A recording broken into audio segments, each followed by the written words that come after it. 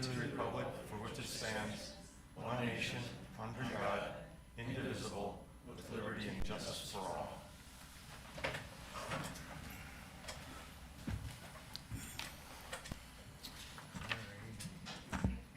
First on the agenda is the agenda approval. Is there any additions or modifications? Mr. Chair, the only thing is the HLDC update was added after the first publishing of the agenda on Thursday. So that'll be item 9A if that's not in your copy, but it is in the electronic copy and it's been there since Thursday. And I anticipate that we will finish our business before the first scheduled interview at 11 o'clock. So I would guess we would just recess for a period of time. Those people are all traveling, so they're kind of queued up to start at 11, 11:30, 12, and 12:30. Okay, perfect. With that, can I get a motion to approve? I'll make that motion. Thank you, Dan. Thank you, Dave. Any further discussion? All those in favor say aye. Aye. Aye. Opposed? Motion carried. Public input. Any public input this morning? Alrighty, we'll close public input and we'll move on to the consent agenda. Any additions? Any items that want to be pulled for further discussion? No. If not, I'd like to get a motion, please. I'll move. Paul? A second? Sure. Dave? Thank you, Dave. Any further discussion? All those in favor say aye. Aye. Aye. Opposed? Motion carried. Now we're on to county employee recognition. Let's see how many names I can butcher today. Let's see, Sandy Ritkers, Chief Deputy Auditor, Data Processing Coordinator, is recognized for 35 years of service effective July 16th, 2022. Thank you, Sandy. Deborah Frentras, election support, began the temporary position on July 13th, 2022. Lynn Pikokanen? Pikanen, all right. Thank you for that. Election support began temporary position on July 13th, 2022. Lynn Spillman, election support, began the temporary position on July 13th, 2022. We have Highway, Mark Kraus, Maintenance 2, began the full-time position on July 18th, 2022. And Social Services, Elizabeth Piedmont, Child Support Officer, is recognized for 10 years of service, effective July 18th, 2022.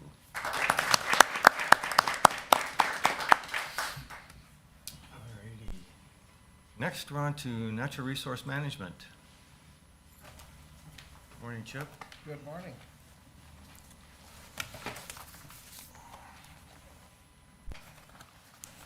Just two items on the agenda today. Last Monday, we held our third timber auction of the year. This was predominantly a storm-damaged auction. There were a few sales at tracks that were not, but predominantly most of them were. And of course, the price that we received reflects that storm damage. The average on the aspen came out to $18.96 a cord, which is about half of what we would normally be getting. Even on the non-storm damage sales that we had, the bidding was not there, and I think a lot of that reflects on just the general mood of the economy right now. The fuel prices are up, timber or the housing starts are down, and I think there's a little trepidation on where the markets might be going as far as the timber market. So, but everything did sell, and we're going to try and get that storm damage timber cleaned up before the end of the year. All the sales expire at the end of October, so hopefully we'll have that all cleaned up by the end of the year. The total Dollar amount for this timber auction was $137,552.68. And that's what I have on that. It was good to see, Question? good to see all the sales sold.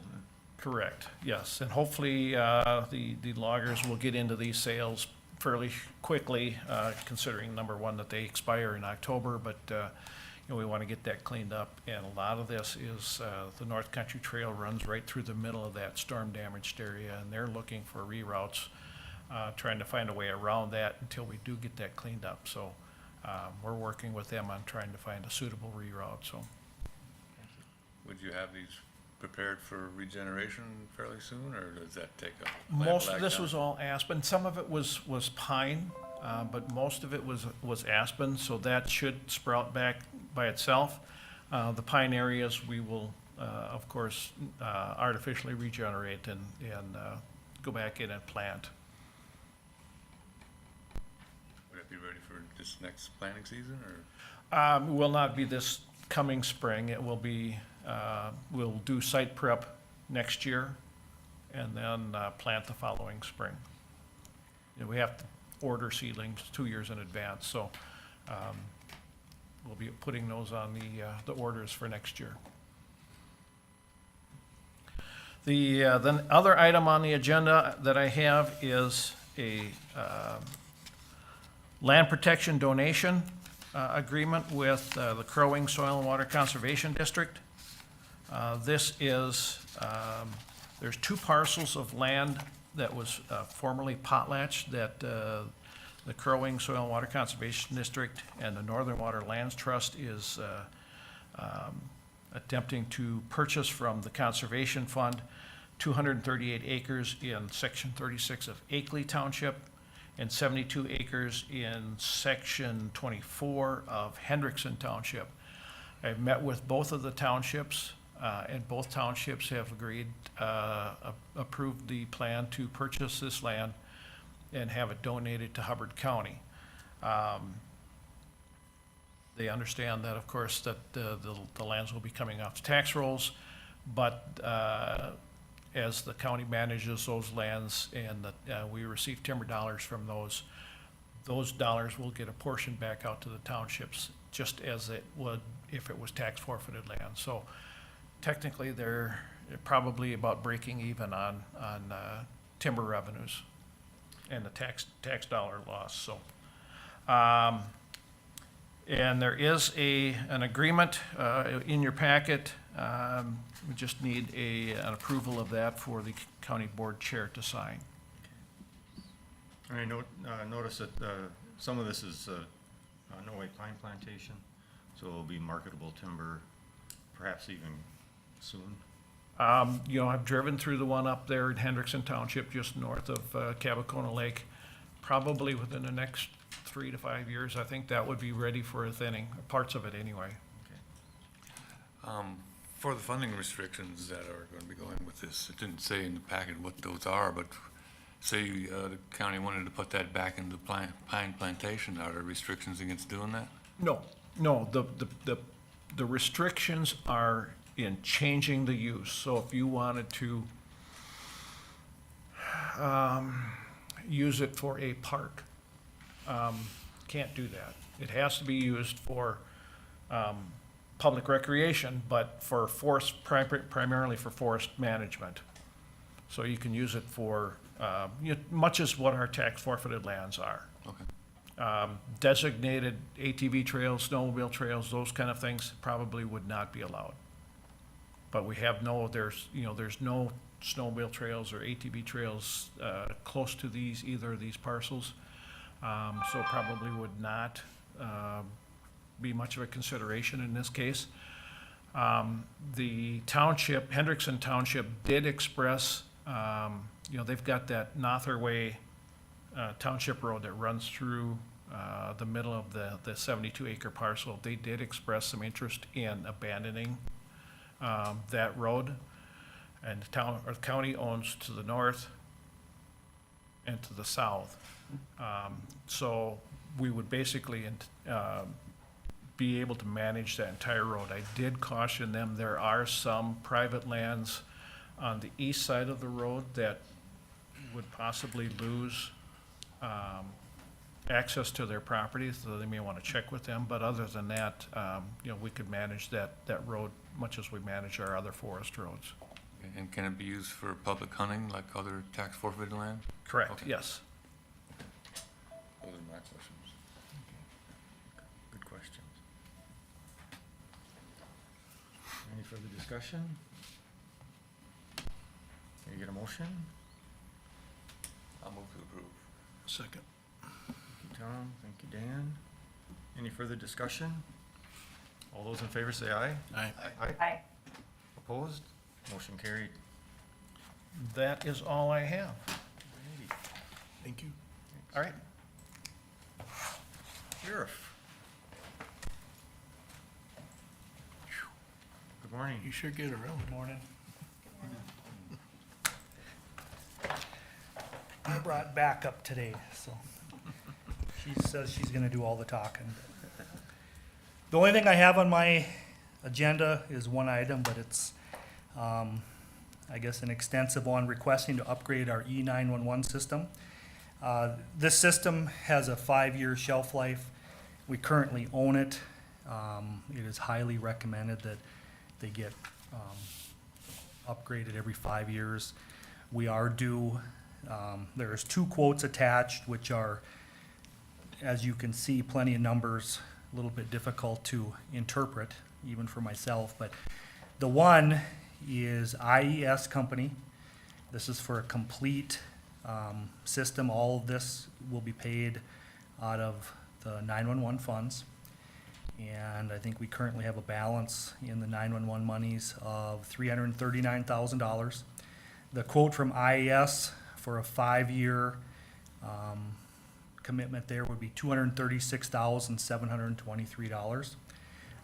Motorola was substantially lower at $134,366.44. What we are told is that there's a high likelihood of a 60% increase next year. And so I am asking and recommending that we do that this year. Besides, it's the 5 years is up, and there is plenty of money in the 911 funds. If we pay it all in advance, we get a discount, so I would recommend that we do it instead of paying it on an annual basis. And the funds? Currently use Motorola for this? We currently have IES, Okay. yes. However, it's Be a Motorola switch. equipment. It's Yeah. all Yes. Motorola equipment. So is there a big learning curve to the change, or is it No, pretty similar? it's the same system. We currently have Vesta. It's the same, it's just an updated version of, Yeah. So one of them's is a service, right, in the cloud, the other's not? Is that, Motorola's gonna be where they will own all the equipment and service us, where IES, we own the equipment and still have an annual maintenance contract. Yep, and I think in the long run, since, it's one thing if these things had a 10-year shelf life, but they don't. So since we have to upgrade anyway, I think it probably makes sense just to lease, and when you look at the prices, it's kind of a no-brainer at $100,000 less. so under that lease, will they keep the equipment fresh all the time then? Or does that cost extra every time that comes around? Nope, they service us 24/7. They can go in remote and fix things.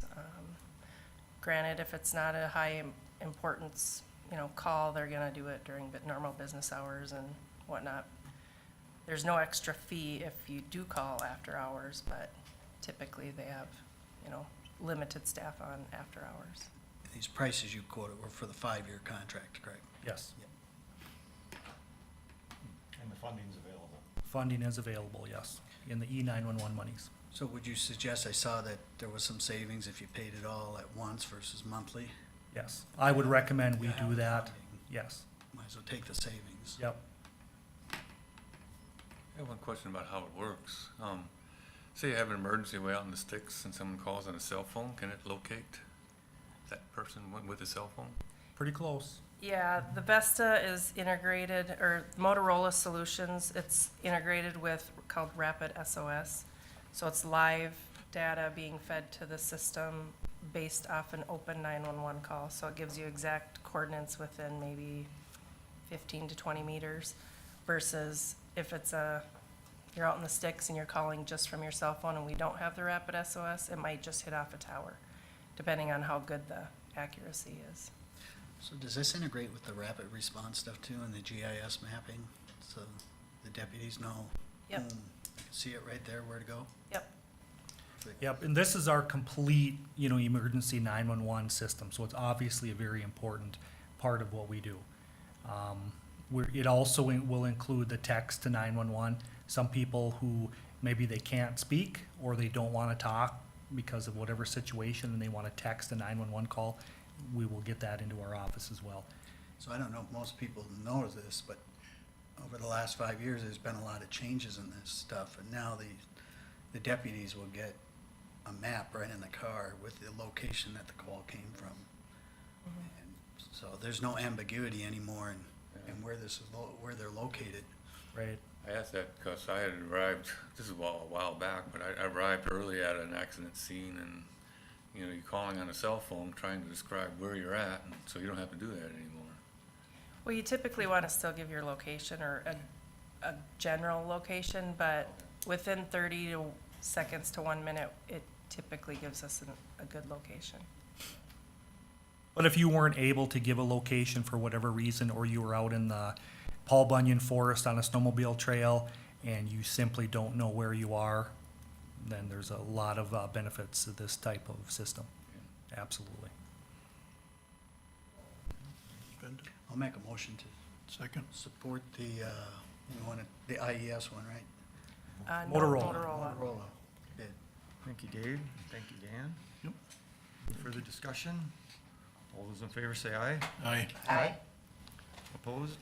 Motion carried. All right, thank you, that's all I have, unless the board has something for me. All right, thank you. Thank you.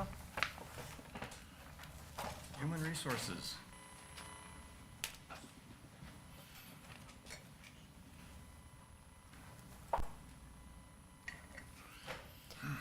Morning, Chair, members of the board. Human Resources item before you today is a new hire starting compensation in social services, the Children's Services unit. The background information is, again, we have in our personnel policy, Section 5 of Compensation Administration, that provides for starting compensation above the minimum of the compensation grade range when an applicant has long-term prior experience, subject to board approval. The selected applicant brings additional years of community program experience. The request is to approve the hire of a social worker in children's services at grade 19, step 2 of the compensation grade range upon recommendation of the social services director and personnel policy section 5 compensation administration. So we've been getting quite a few of these lately. So generally, I'm assuming you guys are reviewing and supporting these changes, and they're not a drastic change in steps, are they? Right. This is one step higher than the base. Right. The policy's been reviewed with the personnel policy, and the proposed policy would be that HR and the hiring supervisor could authorize a step up to the midpoint for starting wage based on previous experience, and that anything past the midpoint would require the administrator to put eyes on that. But it would all be done administratively, and I think that policy will be coming to you in the next several meetings, so. So we will stop seeing these. But yes, we will still go through the same process. The important piece is the background information that describes the experience that this person has above the minimum requirements, to know that there is really experience that we should be paying for. And the result, or the impetus for all of this is we just weren't hiring people at step 1. People weren't accepting the job at that point. So we had to recognize their experience that they were bringing from other positions to bring them on board. Alrighty. Any further discussion? I'll make the motion. I'll second. Thank you, Tom. Any further discussion? All those in favor say aye. Aye. Opposed? Motion carried. Thank you. Dina. Environmental Services. Good morning.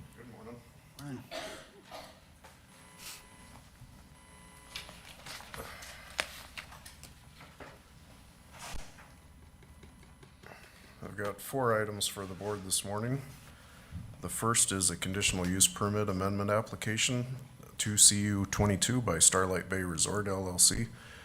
There was a conditional use permit issued in 2005 for an RV campground to be added to the existing non-conforming resort use on this property. And one of the conditions of that permit was that they were allowed a permanent watercraft space for each of the allowed Tier 1 units. That initially was 10, then with some revisions to how the DNR viewed the number of dwelling units that calculation uses to derive the watercraft spaces, that was changed to include any dwellings, so then the owner's residence was picked up. So they currently are allowed 11 spaces. They went through a variance request first earlier this year because the amount that they're asking for exceeds what the ordinance would allow. The Board of Adjustment granted that variance and allowed them 13 additional spaces for a total of 24, with the condition that 13 RV sites that have not been constructed would never be constructed as a trade-off for the additional mooring spaces. The applicants were okay with that. And then it went through also a conditional use permit amendment that's now before you with the Planning Commission. And there they vetted the request and also recommended approval to amend the condition on the CUP that specifies the number of mooring spaces to change that to the 24 that was authorized in the variance. So that's the background. Happy to go into further details, and the applicants are present too if you have any questions for them.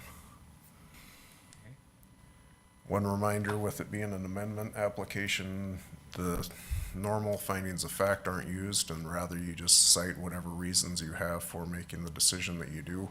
And so that's what you see with the recommendation from the Planning Commission, that they have a list of findings for the board's consideration as well, that you're certainly welcome to adopt or add to if you'd like.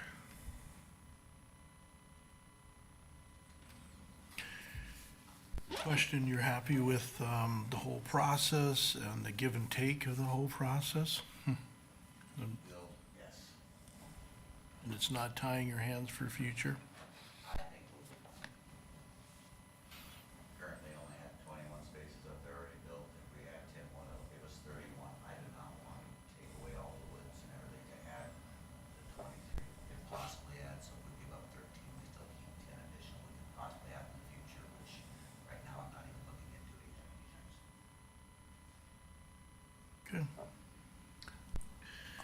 I'll move to approve the Planning Commission's recommendation and adopt their finding of facts. Second. Thank you, Dave, and thank you, Dan. Any further discussion? All those in favor say aye. Aye. Aye. Opposed? Motion carried. Okay, thank you, board. The second item I have for you is also a conditional use permit amendment application. This one is 3 CU 22 by Wombolt's Cabins. This is up on Upper Bottle Lake, and here again, there was a historic resort use that had been operating for many decades. That use ceased, such that it was then resumed in 2012 with the issuance of a conditional use permit. That permit specified the number of dwelling units that were allowed at the resort to 15 stick-built structures that were there. New ownership is now looking to expand the number of rental units to include 4 RV sites that would be used for friends, guests of parties that would be staying in the cabins. And then they've also asked to be able to add 2 units that are constructed out of shipping containers that are pretty creative and cool.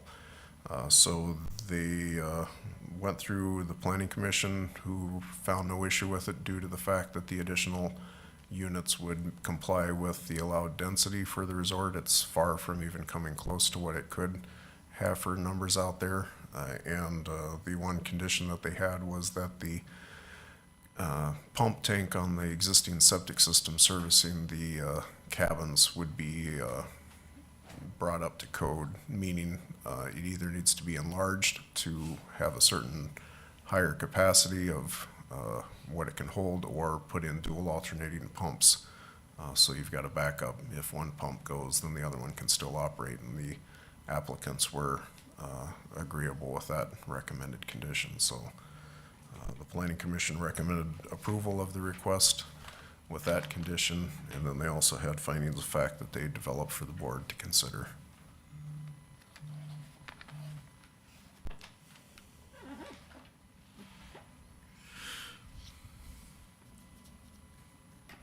I have no questions. Ready for a motion? Sure. Oh, okay. I'll move to adopt the planning commission's recommendation with their findings. I'll second. I'll second that. Or did you? I just Be did, a yeah. third. But thank you. Any further discussion? All those in favor say aye. Aye. Opposed? Motion carried. Okay, thank you.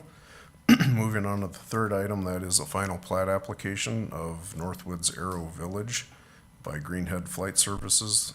This has been before the board already at the preliminary level. It's for a development up in Fardin Township.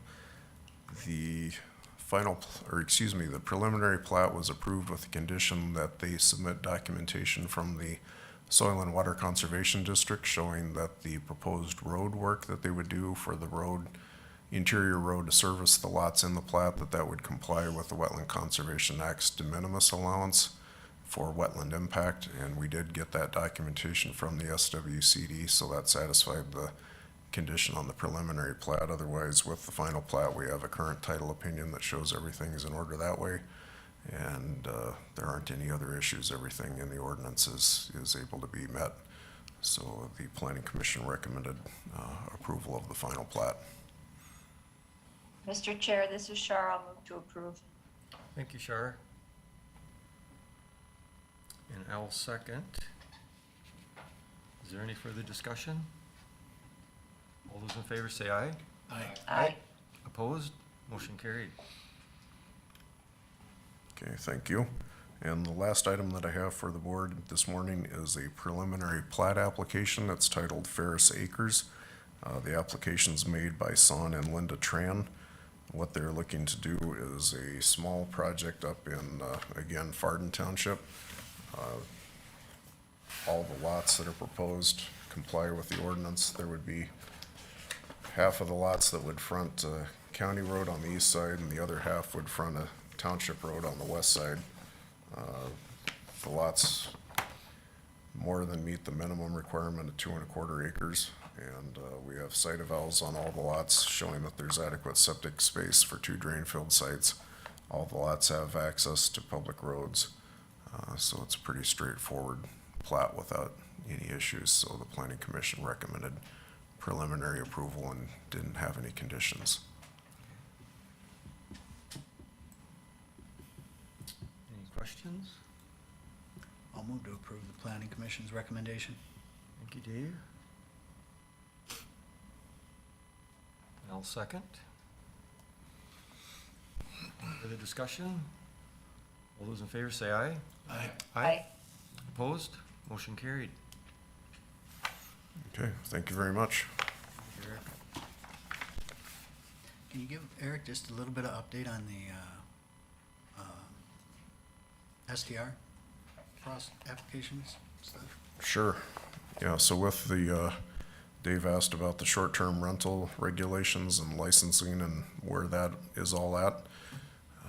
I haven't looked at it in the last day or two, but we were approaching 40 licenses issued thus far, which is, I think, doing well in light of the late spring that we had that precluded folks from getting their septic inspections done and installations done. And then so we've also got some folks that are still in the queue with their septic contractors waiting for necessary upgrade work to happen before they are able to meet the requirements to get licensed. So I anticipate those numbers are going to continue to rise.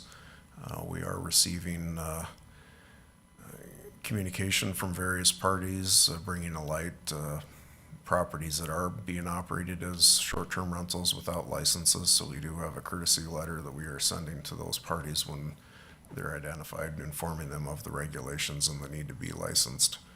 So, so far it's going, I would say, smoothly in light of everything that could be expected, and, compared to what I've heard from other counties when they've initiated regulations. I'd say we're well ahead of what the average is for compliance rate in the first year. Good. Alrighty. Anything else? Thank you again. You're welcome.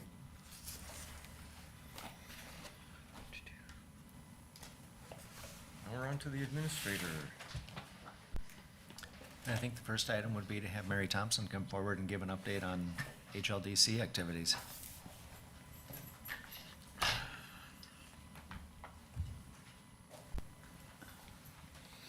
Good morning, everyone. Morning. It's been a while since I've been here, so it's kind of nice. I just wanted to give you an update on what we've been up to for the last year and kind of bring you up to speed on what we're looking at over the next 12 months or so.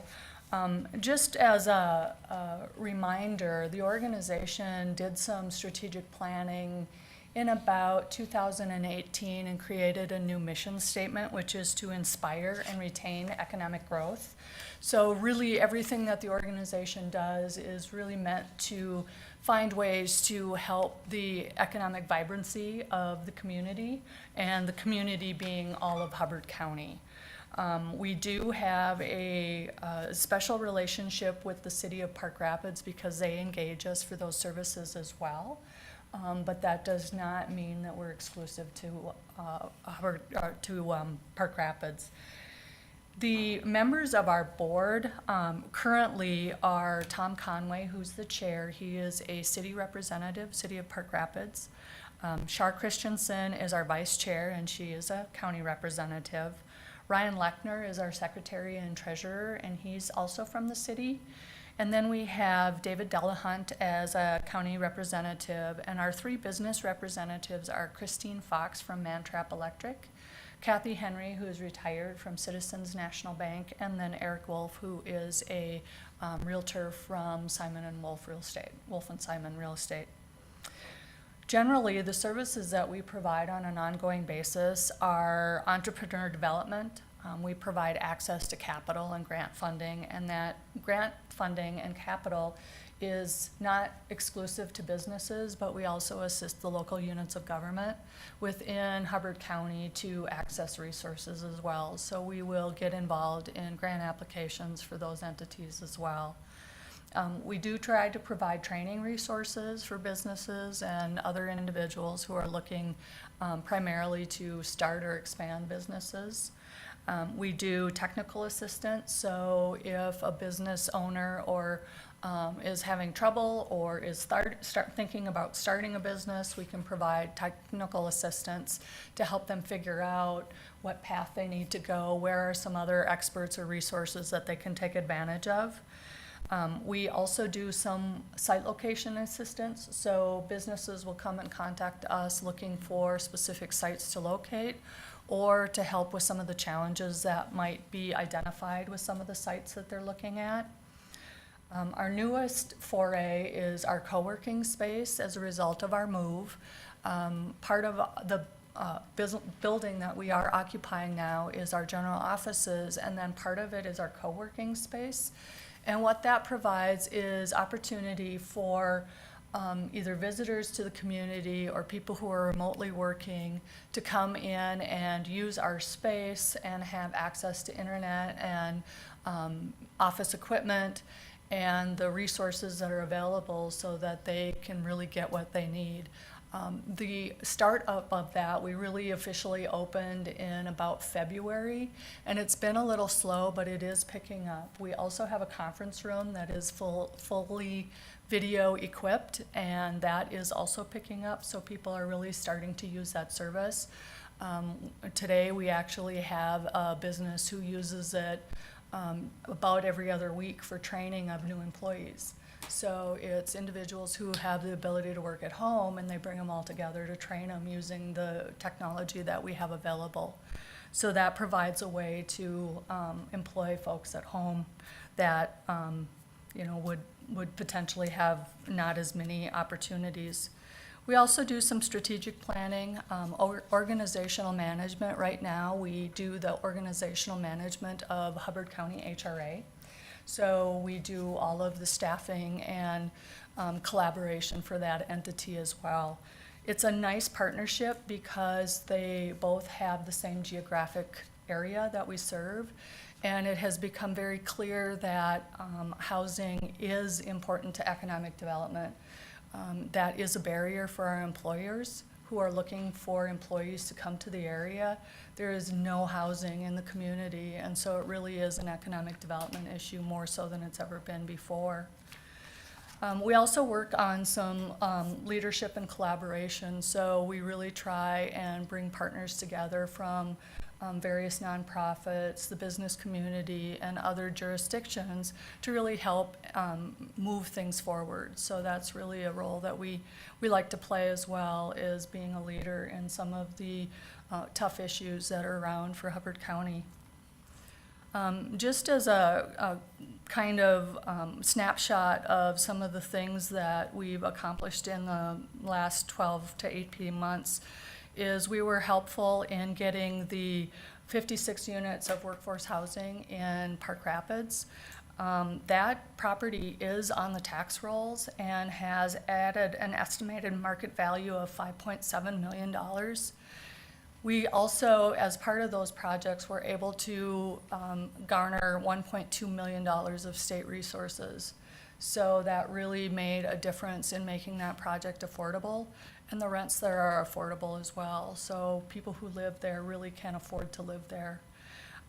We did help with the disbursement of the COVID dollars for the communities. As a reminder, we helped get out $1.8 million to over 100 organizations. The city of Park Rapids also had a special COVID revolving loan fund that they provided to their Main Street businesses that were really impacted by the closures, and so some of the businesses downtown took advantage of that. We also administer the Park Rapids Revolving Loan Fund. That organization has funding from what was called the the Minnesota Investment Fund. So they're able to reloan those. What they did, though, is did the one-time exception, so they don't have the state strings attached to those resources anymore, making them a lot more flexible. Loan funds are maxed out at $150,000, but those resources are almost gone. We've got those almost all lent out to businesses within the community. Hubbard County, actually, the HRA does have 90 units that they're managing right now. So they have a pretty significant portfolio of rental units that they have for affordable housing. As I said, we moved our office, and we also have the Main Street Revitalization Program. That was a new program that was developed by the state of Minnesota to help businesses as a result of COVID that weren't able to make some either necessary or facelift improvements. So this is really an infrastructure or a construction grant. We received 2 different funding rounds. The first time it was one of 8 entities across the state, and the second time was one of 12 entities across the state. And so we're pretty proud that we were able to get those resources on a very competitive basis. We received a total of $450,000 that can be 30% of a project. So it's 30% grant, but what that does is leverage a $1.5 million investment improvements in businesses. The first round was exclusive to Park Rapids, but the second round is available to all of the commercial corridors in the county. So that expands it to Akeley, Nevis, Dorset, LaPorte, and Lake George. So all 5 communities, it has to be in the commercial corridor, but those businesses within those corridors are eligible for those resources. So we're starting to market those pretty significantly. They have until next December to take advantage of those resources. What qualifies as a corridor? So it'd be generally, if you think about Lake George, for instance, it's generally sort of that 2-block area within Lake George. Dorset would be really that main corridor within the community. LaPorte is kind of that L shape, or in that case, it's a city limit, so it'd be anything within the city limits. Okay. So I already am having conversations with Dorset. They've contacted me, and we're trying to figure out if we can work with a project. They have a couple projects in mind. And we've had one application from Nevis, so we're starting to get those resources and word of those resources out more broadly. I was wondering if Highway 71 south of Bemidji, which goes through the north part of Hubbard County, I mean, there's a lot of business development there, why that wouldn't qualify? The state was really more prescriptive. It wasn't so much that it isn't recognized as a commercial corridor, but the state was really pretty prescriptive. I thought we had a coup just getting the non-identified Lake George and Dorset, because they aren't truly communities. So I was pretty pleased that they were actually able to do that. If the businesses along that corridor do have some needs, then we can try and find some other resources that may work. Some of our ongoing activity that we're looking at doing next year is part of the conversations that you're going to have this afternoon is there a way that you can start some economic development funds? That would be a really impactful way of being able to help those businesses that generally sort of are missed for whatever reason. And a lot of times the state thinks of only communities because that's, you know, in the metro area, it's really community-based. And that's not the case in greater Minnesota, and sometimes they forget that. So having some resources that are county-based, I think, will make a difference over the long term. We'll be able to be more flexible in some of the uses that we can do and some of the assistance that we can provide to businesses that really need it. So, Mary, what's the average grant on that revitalization project? the average grant has been about $15,000.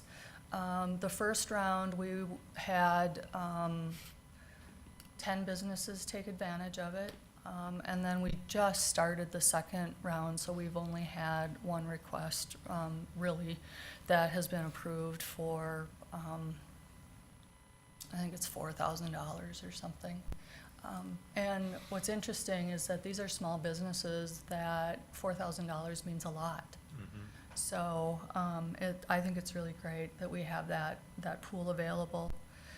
We've also been working on some of the workforce issues that a lot of our employers are having. One of the things that we did is made our space available to Minnesota SEP. So we have a SEP worker there that's 3 times a week, every week, that's able to meet clients. And then we help to identify potential employers that they might be able to partner their clients with. So we're trying to take on unique ways of matching employers with need to employees who are looking for work. We also participated in the career fair that was held in April. We had 450 individuals who attended. Of that, 300 were students and 150 were just community members looking for work. So that was very encouraging for the businesses that attended. The Heartland Lakes also owns a 20-acre parcel that is over by Walmart in the same area that the HRA developed those 2 new apartment buildings. And we're working on funding to provide the infrastructure for that so that we can make a combination of single-family and some lower-density multifamily lots available for private development. We know that the expense of owning a home right now or building a home is very high, and couple that with new infrastructure, and it becomes very challenging to have houses that are affordable to our workforce. So what we're trying to do is help to get the infrastructure piece of that funded in some way so that it's really about the home itself. And we think that it will spur additional home ownership and a better community and more workers for our workforce. As I had mentioned, we're looking at the, making sure that we get the infrastructure in place. We're looking at working with you in any way we can to look at some economic development tools that might be of benefit. We're also looking at the potential to add a community makerspace. A makerspace is a facility that has more industrial type equipment, so it might be welding, it might be a wood shop, it might be a print shop, pottery. And what we're finding is a lot of entrepreneurs have an idea, but they don't have the capacity to expand. They might be doing something in their woodshed at home, and it just doesn't have enough equipment for them, so they could come there and use that equipment until they build up their sales enough to actually do the next step. We can also use that as a workforce training tool. So if we have employers that have specific training needs, we can use this space to help train employees to get them ready to go right onto the job site. So I'm partnering with the Hubbard County DAC and the Living at Home program to find a way that we might be able to garner enough resources to create something that's available for the entire community that will serve a lot of needs. So, there's been community center inklings around a lot, and this community just doesn't necessarily right now have the capacity to do that, but something more of a makerspace where a lot of groups kind of come together to make it successful, I think has an opportunity to do that. And we are also looking at finding additional resources for the City of Park Rapids revolving loan fund. As I said, they're almost out of money. So we do have to find ways to continue to have some resources available for businesses looking to expand within the Hubbard County. So those are sort of the short list of things that we're working on doing. We're also looking at expanding the use of our cooperative working space, adding more trainings, having what we call office hours. So we'll have SBA, Small Business Administration, or SBDC consultants, SCORE consultants, and just volunteers who will be available to come and meet businesses on an ongoing basis for whatever kinds of assistance that they may need. So, any questions about what we've got going on, what we did, what we're going to do? Yeah. I got one. It was the vision of this board for ARP funds for some of that going to housing rehabilitation and fixing up. But it looks like a huge chunk of it's going to, or if not all of it's going to go to the to the nursing home. But are there other sources of funds that can be drawn upon to make up for that? So one of the things that we're working on right now is that the Headwaters Regional Development Commission, or the HRDC, located in Bemidji, has a pool that is administered from Minnesota Housing. And they only have one staff person that's doing their owner-occupied rehab. We think that if we can partner with them and provide additional staffing resources, that we can better market that program here in Hubbard County. Because Levi is his name, and he covers 16 or 17 counties, and that's a lot for one person. So we think that if we can create a partnership that works, that we can better market that. And the advantage of that program is it is for low income, but it is a deferred loan, meaning that if you live in the property for the number of years, then the loan is forgiven. So it's really a beneficial program that is just underutilized here. So we just are looking at that being our first option. And then I think once we start creating additional impact, then we may be able to find other sources, such as the Federal Home Loan Bank has an annual RFP that will allow for very low-income households to get some free money or grant money to help with renovations as well. And you can layer the Federal Home Loan Bank on the Minnesota Housing resources. So that's sort of our first avenue. Ideally, it would be nice to have some local resources as well that had less stringent requirements or had a little bit higher income niche, and that's what we were really targeting the ARP funds, is because they would have been very flexible for us to create a program that really fit the niche in Hubbard County. And we just all know that that didn't happen. And then when the townships were able to use it as revenues too, then they had a source for their funds as well. So we really didn't have that. Ideally, it'd be great if we could find a local source, either through some levy or some other kind of thing that we could make available to that niche. But we're trying. We're trying to find a way to partner with the sources that are already available to make that more utilized here in the county. And I'm on the HRDC board, and we've talked with Levi and everything. And I hope there's other areas that we can work together with HLDC, because I think combined we can get more accomplished working together. I agree. I think that there's a lot of benefit in doing that. Mm-hmm. So Mary, you talked about a ton of stuff. Can you summarize what some of the roadblocks that you see are preventing economic growth opportunities in the county? And then more importantly, what can the county do to help alleviate or minimize those? Some of the roadblocks are that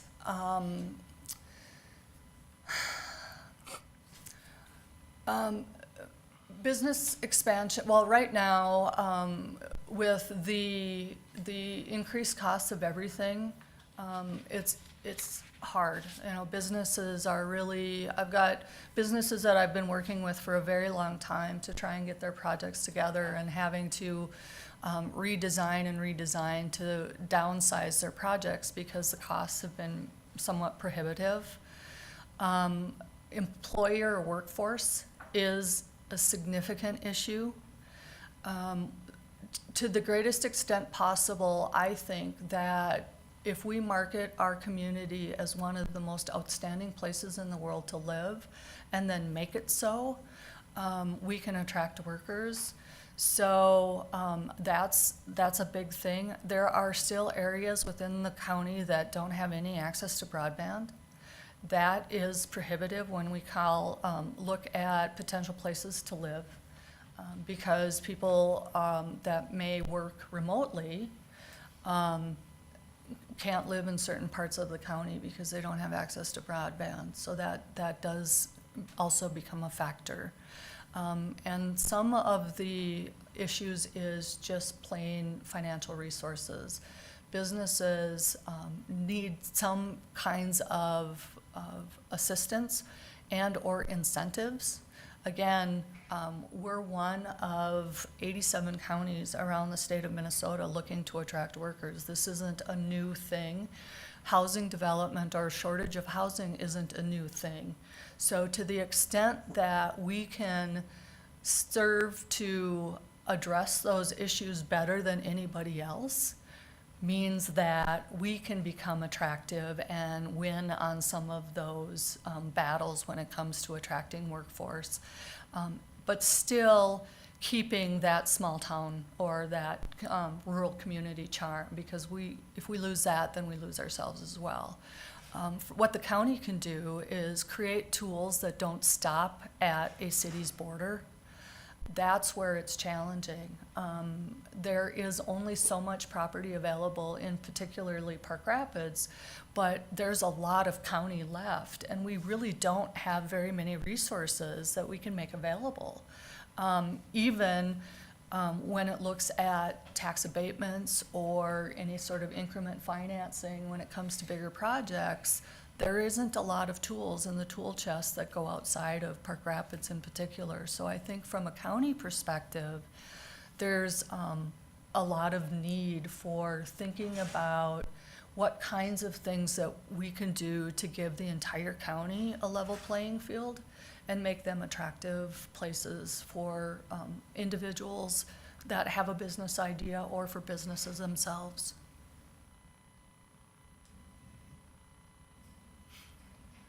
Any other questions or comments? One of the major reasons that we went down the road of issuing an RFP for financial consultants was a conversation at HLDC about identifying and developing countywide capacity for economic development and developing which tools would be appropriate and what we would have for assistance available. And these would probably be funds that would be for larger development opportunities. That's why I asked the question about the size of the revitalization program that's really kind of targeted at the smaller businesses, where she said $4,000, $8,000. $10,000 makes a difference when you're looking at a major investment in the county and you're talking about hundreds of thousands of dollars and other incentives. You need different tools, and one of the goals of working with a financial consultant going forward is to identify some of that capacity. One of the prime examples, I think, Northern Hubbard County sometimes associates as a Bemidji area because it is geographically much more closer to Bemidji. However, Northern Hubbard County has some real advantages that Beltrami County doesn't. First and foremost, we are eligible for hub zone, meaning that businesses that locate in Northern Hubbard County have tax incentives and advantages that they wouldn't have if they were just 2 miles north. They still do have the ability to get potential workers from Bemidji, and I don't think that that's necessarily a bad thing because Hubbard County is getting the tax base. If you look at Bemidji Steel, they're in Hubbard County, and there's a very good reason why they're in Hubbard County, and that was because of the incentives and advantages that they had of Hubbard County. So I think one of the things that we can do is explore how do we market that as sort of the industrial area for Bemidji because their industrial park is full, and we have advantages that Beltrami County doesn't. So, that's another example of things that we can do is to proactively explore opportunities instead of being reactive and allowing things to happen. So I think if we really think about what are our competitive advantages and then take advantage of those and proactively market those with the potential guidance of a financial firm, I think that we're going to be positioned in a much better place next year and the year after than we are now. I wonder if there's any tax forfeited land that's conveniently located that would make a nice industrial park in that area. But maybe that's something to look at. And I believe there is. Oh, you already got that in mind. Okay. Yes, we do. One of the other things I perceive too is, generally, over time, the cities have tried to be aggressive in this area, but they just don't have the tax capacity to do it. The advantage Hubbard County has is we have a very healthy tax capacity, and we have the opportunity and the ability to probably take more of a leadership role to help facilitate some of these things and some of these tools that will benefit not only the cities, but the county as a whole. And I think we'd be really missing the boat if we don't do it. Because we're basically the only entity that can really get it done. And I think that having a countywide economic development entity with good relationships with, Bemidji and Beltrami County folks is that we can bring to the table a lot of things that they simply can't. But they also get some benefit that's okay, that it's okay if your workers come to us because we're going to get the commercial tax bases. We get the yeah. purchases from Walmart and all those other things, shopping stuff. Yeah, And that's what I look at as, of course, up in northern Hubbard County. I feel that I've been a part of the Bemidji community for 40, 45 years now. And a lot of my residents, I mean, we're Hubbard County and we're proud of that. But we work in Bemidji, maybe we send our kids to school there, we do our shopping there, we maybe go to church there, stuff like that. So we're connected to Bemidji, but we want to make Hubbard County better. And personally, I feel I don't know of a better place to raise kids than here in Hubbard County. And Schoolcraft Town. Yeah, well, I don't know about Schoolcraft Township, but we're pretty remote out there, but as a whole, I think Hubbard County, like I say, I've come from other parts, and it's the best place. you know, and right now, I think that the county itself is very healthy and has the opportunity to take a pause and say, okay, what is it that's so unique about us? And then how can we take advantage of that and be proactive? And that's about inspiring and retaining economic growth, which is our mission. And so that's something that we're really passionate about, myself and my entire board. Really want to see that happen. So if there's ways that we can assist in making that happen, we really want to do that. One of the things people have always done in the past, and this happens all over the country for that matter, you know, it's not so much always what you do, but what you don't do too. I mean, you can't just put a sign up on one side of town and say lots for sale and think, oh, we're doing economic development. Well, what does that mean? Doesn't mean much of anything. You have to create an environment conducive to business being successful. If you do that, you don't have to do much else.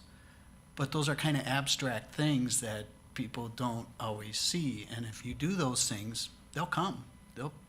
Because we'll be a great place to do business. Mm-hmm. And each and every one of us live in the county for a reason.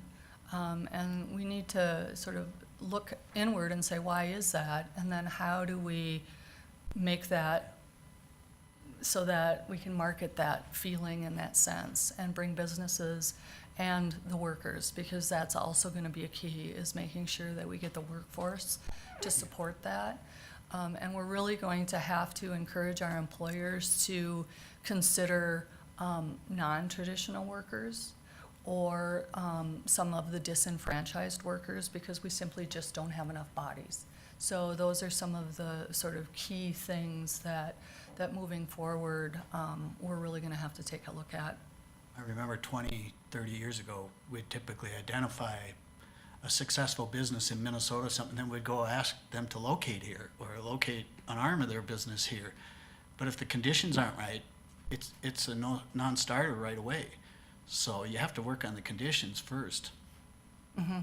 Exactly, and I think that we can do that. Yes.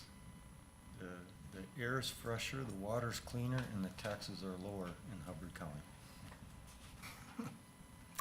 Exactly, and That's we'll, something I promote at HRDC and people that I talk with in the Bemidji community and that, and I know they're sick of hearing it, but.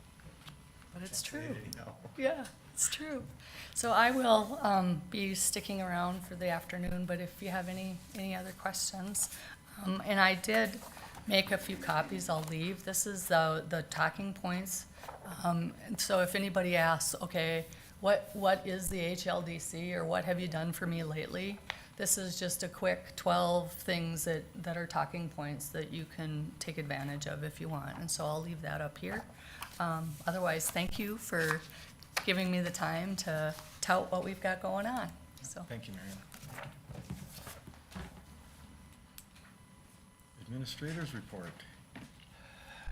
The only items I would highlight is that the update I received from SLIB Brokerage is that there's interest, and he's hoping that he has that quantified in the next couple of weeks. and that I will be attending the MCIT data practices session tomorrow down in St. Paul. And next Thursday and Friday, I will be out for a MACA conference in Duluth. Other than that, I'd answer questions that you have, but not much right now. Okay. There's a lot of other stuff going on that is going on at the committee level, getting ready for contract negotiations, working on some personnel committee or personnel policy updates, et cetera. But a lot of stuff coming through. The month of August is going to be really busy relative to board updates and action on benefits, on policies, on class comp. All of that's kind of coming up. That's been coming up through the personnel committee. So you'll be seeing those coming up in the next 3 or 4 board meetings. And I think that what we could do is we could do committee reports, any other notices, and then adjourn until, and restart again at 11. Okay. So who would like to start off with the committee reports? I'm teed up, I can go. All right, thank you, Dave. The Northwest Emergency Communication Board met last Wednesday, and we heard a presentation from the state ECN on cybersecurity for PSAPs, which are public safety answering points. With everything interconnected with IT, cybersecurity is a serious concern, and our public safety infrastructure must be protected from these threats. Encryption is just one piece, but how the local PSAP operates and processes data becomes more important than ever since the network is connected statewide. So what you might think is no big deal at your local PSAP, since everything's connected, it can spread statewide to other PSAPs and make a mess. So they're really focusing on cybersecurity as everything becomes more IT connected, and that piece we did with the sheriff today has cybersecurity built into it. So that'll be very beneficial for Hubbard County. But that's a constant battle. It's ever changing. So it's unfortunate that the world is made up of people that decide they want to cause trouble on the internet all the time and try and take advantage of people, but that's the world we live in. The fair was completed. I spent I was out there 2 or 3 different times. Many of us went to the, Dan and I, and were you there, Ted? Nope, Dan and I made the senior event and made mention that Tom couldn't be there. He would have liked to be, but it was a nice event again. One of the Hubbard County Association of Township board members, Theora Goodrich, won Senior of the Year, so that was nice to see.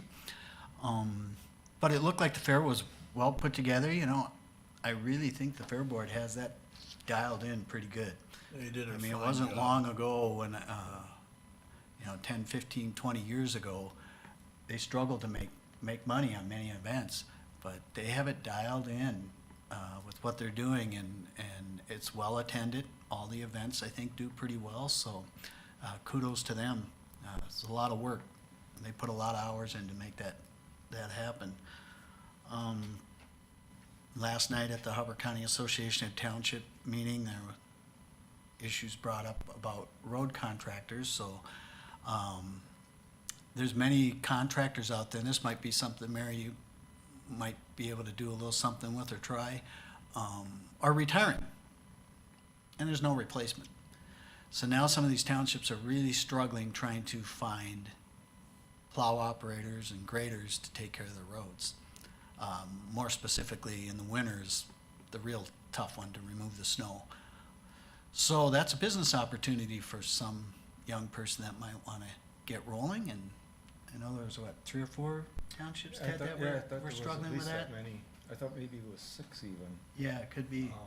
Yeah, and that's the thing, like Dave is saying, that a lot of these equipment operators are in their 60s and they want to retire, and there's nobody there to pick up the slack. And I made that comment last night, that it seems like a business opportunity, and I know if I was 20 years younger, I'd think about it, but. With that $15,000 potential grant for a small business starting up? be applied to someone wanting to get equipment and stuff like that? Well, again, it depends on where they would locate their operations, on how much resources that we have available. But there truly are opportunities that, that are available that we could figure out. Because that would be a barrier for some young guy getting, some young person getting into it, is just the equipment that's needed. And I think most of the townships in need were, if I'm correct, were the southeast part of the county. Where there isn't, I don't know, I personally don't know of any road contractors in those areas. I know they had mentioned about Gladens, Yeah. but they're up in northern Hubbard County, and how do you drive a plow truck down to 40-some miles to plow a road? And so if you could find somebody local.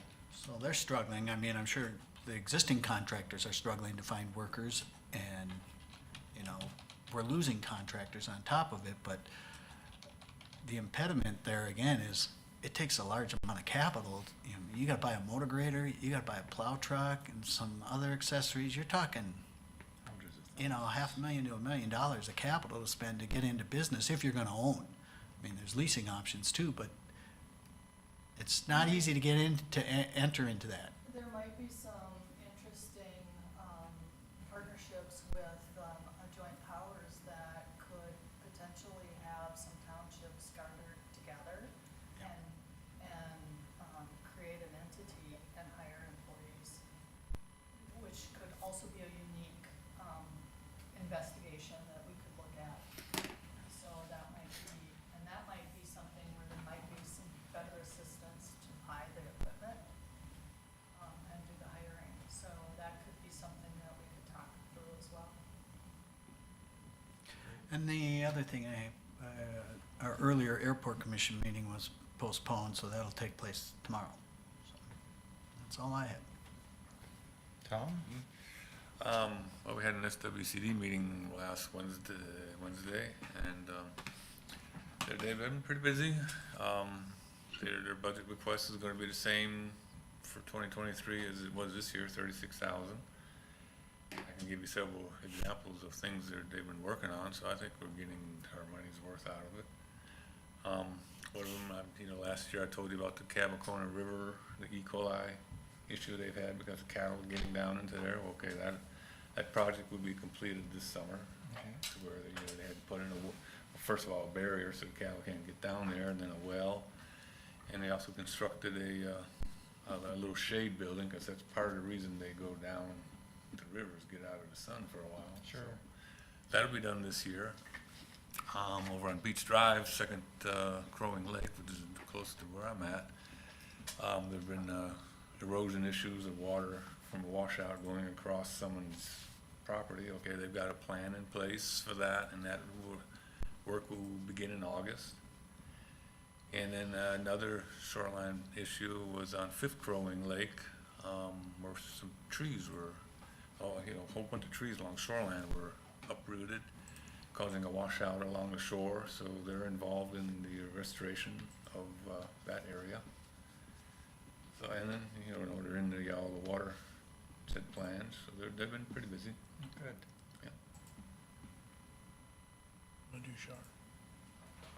Shar, do you have anything? I do. Thank you. From the Prime West meeting, we talked about the employees. There's currently about 165 employees. 12% of them are working 100% in the office. 60 to 70 of them have gone to the hybrid model, and 92 are working remote. And so they're looking at ways to better utilize the building, because a lot of it is vacant. The net gains for May so far this year is $2,846,999. There's currently 51,923 members. Things are still not quite up to pre-COVID for costs. The actual amount per member per month right now is $602. Jim talked about transportation during COVID. Prime West increased their reimbursement rate for transportation to 70%, to help people get where they needed to go. They have since backed off to 30%. That's 30% above the going rate. And then there's a Red Lake Arch project that Prime West is doing, and that is giving $100 to each one of the members that requests from Red Lake to do alternative medicine. And so they are hoping to reach all those members, and they are currently talking with DHS to see if they could expand that to each member in Prime West. And I think that's all I have. Thank you. Dan? The only two items that I had, Dave had covered, and you as well, and of course, going back to plowing or maintenance work. I mean, it's a continuous problem. It started probably about 7 years ago, and yeah, working together, the townships working together, or we may have to go back to plowing our own roads, because we do contract, and but that doesn't help their end of the problem. But and Hubbard Prevention currently working different projects. We have, of course, the summit coming up, ACES summit coming up at the end of August, and we're hoping that'll be a good turnout, and we're doing the best we can to keep our community going forward and safe. Good. And let's see, I had Healthy Hubbard County 2030 meeting. Angie Graham was there, spoke about ACES and the work, and that's going to be coming around again here in the schools. That is what, and it was actually a short meeting. We had a COVID-19 response. The case numbers have increased in Hubbard County. There's not a whole lot of additional hospitalizations and stuff like that, but there's also, the numbers could be skewed because of the number of people that are taking tests at home. And let's see. And that was really about the gist of the meeting. Like I say, it was a short one. I also was at the Hubbard County Township Association last night, but we covered that.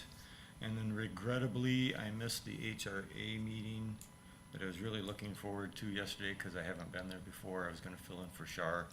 I got a little rain on my hay Saturday that I was going to finish this weekend, and I had to button that up yesterday afternoon, which I got done about 4:30. So if the meeting would have been at 6, I could have made it. And I was really thankful that I did get the hay up, because it got a torrential downpour this morning. It would have ruined all of it. So like I say, the beginning of the month, first 2 weeks, I'm usually pretty sparse on meetings, so that's all I had. Wanted to touch on meetings of note. On the 21st, this Thursday, Enbridge will have a meeting here in Park Rapids at the Come On In between 9 and 10. They're going to talk about the tax implications. And I was wondering, I was planning on going to that meeting, but I have several meetings all day Thursday. A couple of them overlap, so I didn't know if I should go to the one that's in Bemidji or the Enbridge one, but I was wondering if anybody else here was going to that. 21st, did you say? Thursday at 9? I'll be at the local one in person. Okay. Because I figured if somebody here on the board at least got that knowledge, then. I've had conversations with their taxing expert, and I think we have a really good idea of how this is going to impact us, but I think it'd be good to go see who's there and what their what their conversation is right now. There's options. There's 3 different ones, and they all have a virtual option as well. So if somebody wants to drop in on one, drop Christine a note, and she'll make sure that you have the locations. But the local one is 9 o'clock Thursday morning at the Come On In. Okay. And I might just do that virtually. I've got a meeting at Northwest Minnesota Juvenile Center at 10, so I could at least get the beginning of the meeting and then buzz over to that. And I believe that was everything. So we will, if there's nothing else, recess until 11 o'clock. So I would just, I handed out the questions to everybody. And the format is everybody's been told they have about 10 minutes to give a brief introduction and presentation, and then we would go into these questions. So I don't know what order you want to do these, if you just want to pick these up, or if you want to see how the conversation goes relative to their, maybe these are just suggested questions that people could log in. I don't know how you want to do it, and I think that there's a lot of fluidity in how this could handle, but each group's going to start with about a 10-minute presentation. Okay. Sure. Jeff, do you want me to, get out of Zoom meeting and come back in, or should I just pause everything? I'm just gonna pause everything here. If you just, Okay. mute and, cancel, you just mute everything, I Yep, think you can okay, hang, will you can do. hang on. Thank you. Alrighty then. Do we need a motion to go into recess? Yep. I'll move. Thank you, Tom. Second. Thank you, David. All those in favor say aye. Aye. Aye. Bye. We are now in recess till 11 o'clock.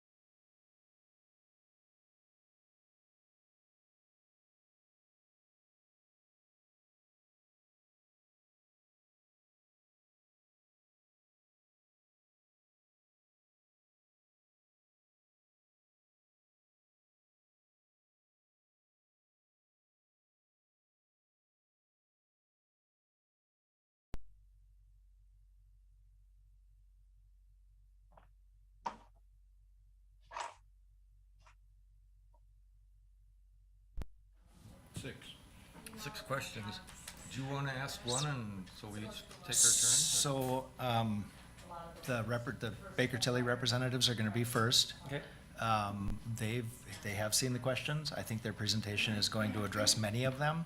So I would think that you would just use these as follow-up questions if you have them. So they'll give a presentation first, and then you'll use these as a basis for follow-up questions that you might have. I don't think we'll just plan to ask them in order, because I think each one will address them relatively well. And I think it might be helpful if we get done with the presentation to quick buzz and ask Commissioner Christensen if she has any questions, just to make sure that we incorporate that. But I know she'll raise her hand and let us know if she has something to say as well. Ready?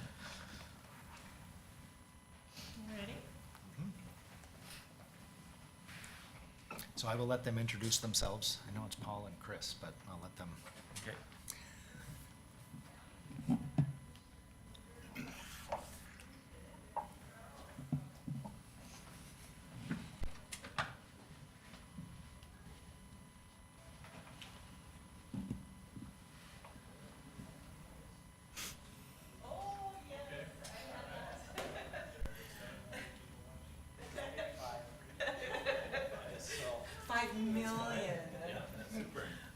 Come right here, make yourselves at home.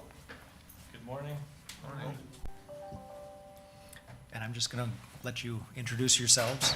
Very good. We have our presentation materials going around now. Thank you. Set up here. Thank you. You're welcome. I can scan this and send it to Shar. She's got a Or copy. does she have it Yep, ready? Okay, No, she doesn't. No, she doesn't. okay. Well, good morning, everyone. I'm Paul Steinman, and this is my colleague Chris Hogan.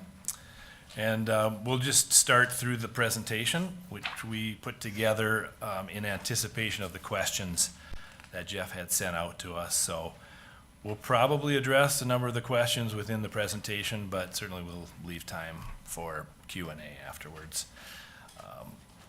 So I'm Paul Steinman. I am a municipal advisor with Baker Tilly Municipal Advisors.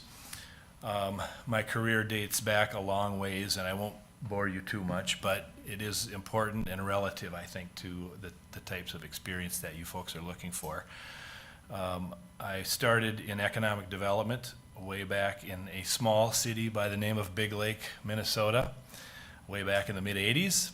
That was to 2,000 people when I started, and now it's like 12,000. That's the growth in Sherburne County. And then I went to Hopkins in economic development, and then I went back to Sherburne County to go to the city of Elk River as their executive director of their EDA and executive director of their HRA also, as part of my role as director of development in Elk River. And then in 2000, I came to a company called Springstead, which some of you may know of, may remember, Jeff for sure. That was in 2000, and within the last few years, Springstead merged with Baker Tilly Municipal Advisors. So that's a general sense of, well, here at Springstead, now Baker Tilly, I sort of merged into a public finance role from economic development, but still do a lot of economic development work. So with that, I'll let Chris introduce herself. Good morning. Again, my name is Chris Hogan. I started, I don't have all the phonic pre-municipal advisory stuff that Paul had, but I started with Springstead the same year as Paul did in 2000. I started there, and my original role was arbitrage. Did that for a few years, and then I moved to the analytical lead, doing a lot of bond work. And now I'm in a director position where, again, my emphasis is in bond work, but I also do all kinds of other economic development and, yeah, that kind of work. So been there, and like Paul said, we both started in Springstead, and now we're happy to be joined with Baker Tilly. Fabulous. Slide 3, Chris? Yeah, So you asked us why Baker Tilly? Well, we already touched on, both Paul and I worked at Springstead. Springstead was based in St. Paul, was the firm that was there for 50 years, municipal advisory firm. And then 3 years, small firm, and then 3 years ago, we joined with Baker Tilly. We've been really fortunate with Baker Tilly that we have access to so many Baker Tilly network of professionals. We call them community of practices. And this table kind of shows a lot of the practices that we have, that we provide. We have economic development, and we'll talk more about that, but all kinds of teams that we have access to. But we still maintain our office in St. Paul, so we have a local presence, a small office there. We do, it states here, we do over 375, I think we did 400 bond sales a year. We have all kinds of, we're independent advisory firms, so we have a fiduciary responsibility to you, the county, as our client. We don't buy and sell bonds. So. All right, slide 4. So we're going to just get right into the heart of some of your questions here over slides 4 and 5, 6 and 7, actually. So a couple of your questions that Jeff had prefaced us with were related to long-range financial planning and capital improvement planning. So we have probably 15 to 20 years ago, we had crafted one of the very first integrated long-range operational financing plan with a capital improvement plan. So what is this? I know your question related to process, but process sometimes is kind of boring to discuss. It's data collection and input into an Excel model. But let's talk a little bit about this model. So this is a long-range operational planning model integrated with a capital improvement planning model, which we can help you develop as well. That is a fairly straightforward process. What I think the output of this model is what is interesting and exciting. So when this model is complete, you'll be able to look at a 5 to 10 year projection of all of your revenues and expenditures in the county, in each fund of the county, if that's what you choose. Enterprise funds, special revenue funds, capital funds. And essentially what you'll be able to do is see, for example, in year 5, what your tax rate is projected to be, or what your levy is projected to be, with some assumptions of growth or an assumption of no growth. This model will integrate the capital improvement projects so that you'll see maybe in year 3 where you have plow trucks to purchase, or in year 7 where you have plow trucks to purchase, or a fleet of sheriff's vehicles to purchase. You'll see how that integrates into your overall plan and ultimately how it impacts your tax rate. Because it comes right down to tax rate, your 60.5. And whether you want to budget around your tax rate, as some public entities do, or if you want to budget around your levy dollar, some entities do that as well. So this model is extensive, but we give it to you and we let you have it when we're done. So if you know the Excel world, if you have someone who knows Excel, this is your model in the end. About 15 years ago or 10 years ago, we went through a competitive process with I think all 3 of the other firms that you're interviewing today, actually, because we went through a competitive process with the League of Minnesota Cities to determine who had the best integrated financial planning model. They chose us, and from that choice, they marketed our financial planning model to all of their member cities for many, many years. So we've had good success with this model, and we're very proud of it because we were one of the first to integrate the capital improvement side of it. And we've done a lot of this type of long-range work, long-range planning work, for example, in Scott County, in counties in Wisconsin, Waukesha County, St. Croix County, lots of counties in the state of Virginia, and cities as well. Grand Forks, I think, has our model, or had our model at one point, Rochester, et cetera, so Oakdale, Minnesota. So the thing about the long-range financial planning and capital planning is it doesn't differ that much from state to state. I mean, Virginia has different funds, sure, Wisconsin has different funds than Minnesota has, but the concepts, the principles of the plan are identical.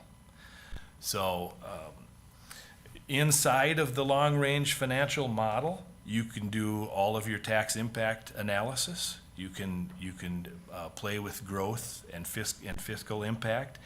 You can plop that new tax capacity from Enbridge into whatever year it's going to appear in, and you can see what the impact of that is. Of course, if you don't levy additional, the impact would be probably that your tax rate is going to go down. But you can plan around that when you have this model. So that probably answers two of those questions for you, the long-range financial planning and the capital improvement planning. And Paul, might I say that the model comes with a very detailed instruction of how to use it and how to use all the fields, and it's color-coded, so I don't think it can really, you can play around in there and really not mess anything up. But it's very detailed with the instructions on how to input what you need to input. Thank you, Chris. So moving on then, slide 5.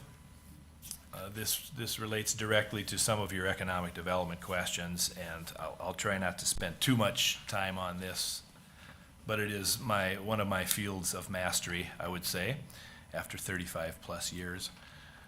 And I think directly the question was, and I have that here, what would we recommend as a strategy for economic development planning and tools that you think might be effective? So I do read that your HLDC is a county economic development authority with all of the powers of an economic development authority, which is good.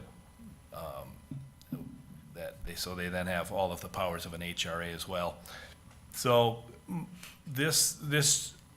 the answer to this question goes directly to the slide and the first bullet on the slide 5. And that is economic development strategic planning. So what we may think is a strategy for you folks may not be a strategy because we don't live here. Well, I almost live here, but I have spent a lot of time here at an in-laws cabin up on Island Lake. So I have spent an awful lot of time here, enjoyed all of your snowmobile trails, enjoyed the Paul Bunyan Forest and all of the amenities that Hubbard County has to offer.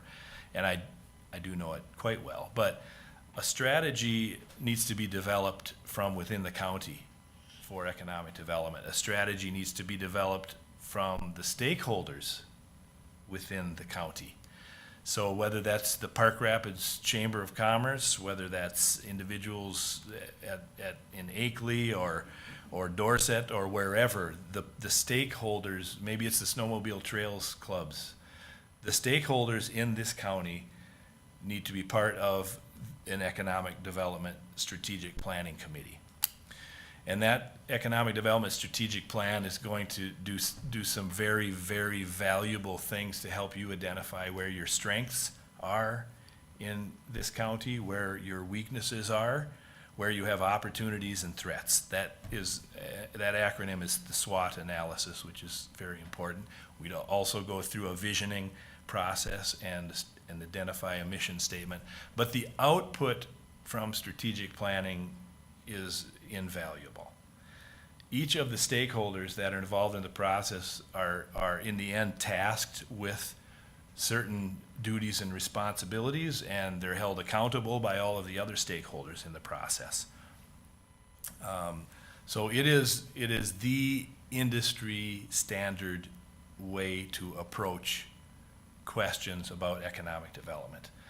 I didn't see that you already went through a process like that, but it's the starting point. I mean, it is the starting point. Although people may think that things are obvious, what your strengths are. I mean, this is Lakes Country, et cetera. But maybe people have other ideas about what your strengths are, and how are you, and what are you trying to accomplish? Is it grow tourism? Is it grow more manufacturing jobs? And maybe it's workforce or multifamily housing that is an economic development strategy of yours. So all of these issues will come into play through sometimes is a 2-month process of strategic planning. And I've been through it many times, and I find it an invaluable. I'm kind of geeky about that piece, but so that's probably answers part of your question about development and what your strategies should be in economic development. I'll let Chris talk for a bit on slide 6 and 7. Well, I would, like I said, I have worked with bond issuance for a number of years, and I realize that you guys don't have a lot of debt, but I will touch on how our bond issue process, debt issuance process goes. It's basically you can see from the slide, we do a 6-step process, starting with planning. There's documentation phase that's anywhere from putting a calendar together and communicating with all the parties related to the bonds. We'd work with the county on the credit analysis, so prepping for a credit rating. Next step would be to marketing the bonds, and by this point we know what's best way to enter the bond market, be it a negotiated sale or a competitive sale to get the best outcome. And then we follow through with the closing. We help with all the closing memos. We work with bond counsel, the rest of the team. And then, of course, any kind of post-issuance would be arbitrage and continuing disclosure. Throughout this process, or throughout the year, even regardless if you're not doing a bond issue, I know the city, again, the county doesn't have that much debt. We actively are familiar with what your debt is, and we look at that on a quarterly basis to make sure, to see if there's any refunding opportunities, because like a larger taxable, the 2014 issue that you guys have outstanding, we've looked at that, and at this time it doesn't look to be an opportunity to provide refunding savings on that one. But those are things that we always are aware of and stay on top of, and if there's any big changes in the market, that would trigger us to look at those at that time as well. So that's the bond process. Talk a little bit about the investment services. This again is a team that we have. It's a team that Paul and I we don't do, because these professionals have different series qualifications to provide that kind of service to you. But we have a dedicated team. They are registered with an investment advisor. They provide fixed rate portfolio management. They assist in investing strategies. They'll analyze your cash flows, your liquidity, and provide portfolio for you. Right now has been an interesting time this last year, and so they're very active. They're always know what's going on in the market, so they like to, they're able to look at your portfolio, know your risks, and sometimes be able to, hopefully get the best outcome that they can for your investments and whatever approach that works best for you. So that's a little bit about the investment services. And maybe I'll just provide a quick summary, and then we can answer any questions that so in my view, I didn't see a great implication in your RFP that this was going to be annual bond work. Let's put that out there. We obviously know and understand all 3 of the other folks that are being interviewed. They're all friends and colleagues of ours. This is a small world, right? But I'm going to suggest to you that this is not novel, but there's little discernible difference when it comes to originating your debt between the bond firms. Bond origination is what we do. We don't buy or sell bonds, neither do the other 3 entities that you're interviewing. bond origination has become significantly commoditized over the last 20 years. It just has. It has become a pricing issue. Because we'll all sit here and say, well, yeah, we do that a little bit better than them, or they've, you know, but again, really probably no discernible difference in firms when it comes to that service. So I would suggest, because I've also seen how everyone else has proposed fees, that if we're the team you want to work with, we will negotiate an acceptable fee for that service. I don't want that to stand between you and working with people that you want to work with on all of the other services that I see as much bigger opportunities. I don't see you begging people to come and put you further into debt. So that is my soapbox on the bond world. Where we do differentiate ourselves, Chris made reference to several times. Our investment services, and a couple other places are economic development services that I've expressed. And one other that I want to quickly mention, and that is we have probably 20 different communities of practice in Baker Tilly. One of them is the public sector, local government. That is the practice that Chris and I work in. There's another one called healthcare and life sciences. And healthcare and life sciences is, I think, of interest to you because of the issues that you have at Heritage. And we have an entire community of practice, an entire group of our colleagues that specialize in payee and provider services in that healthcare ecosystem. They understand the political environment. They understand the regulatory environment. They can assist you with financial stability in that environment. They can support you by providing a report card with recommendations of the current management situation. They can help you divest if that is of interest to you. It's an old model. The county nursing home model is an old model, and but it's an attractive industry because of the silver tsunami.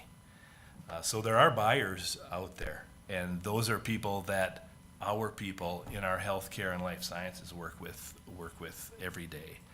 So I think there are pieces like that as we get to know you better and where we can interface more accurately with your needs. I think we have a very deep bench.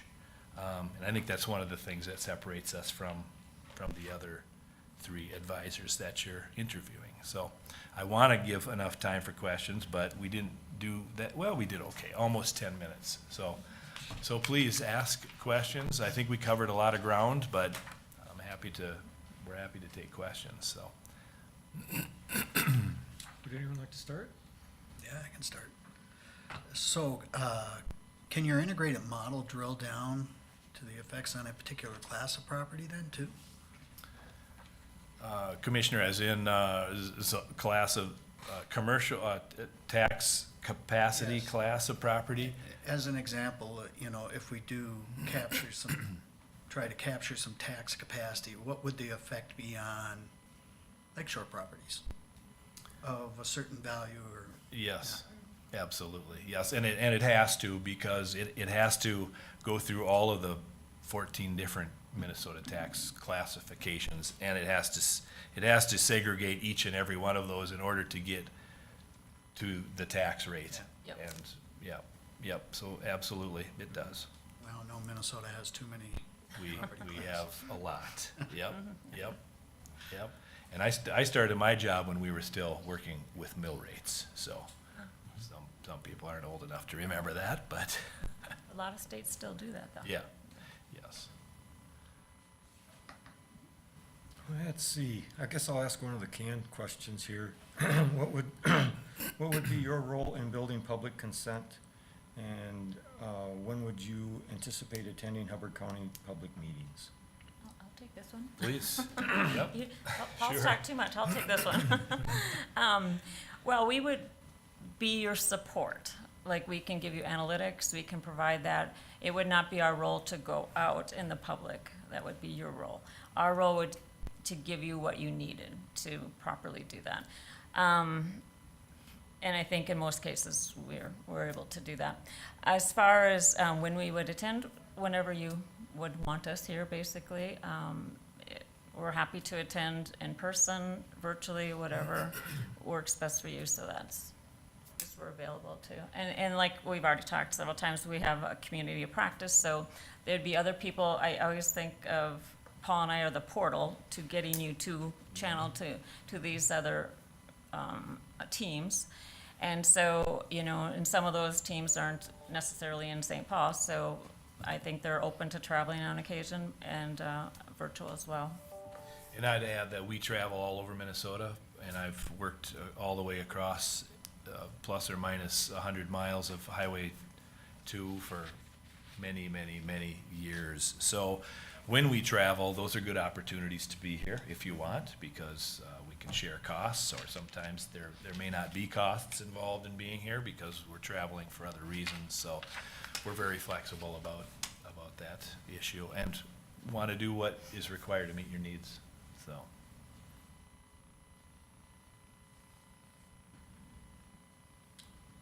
Tom, would you like to? I can't think of any right at the moment. Shar, do you have any questions?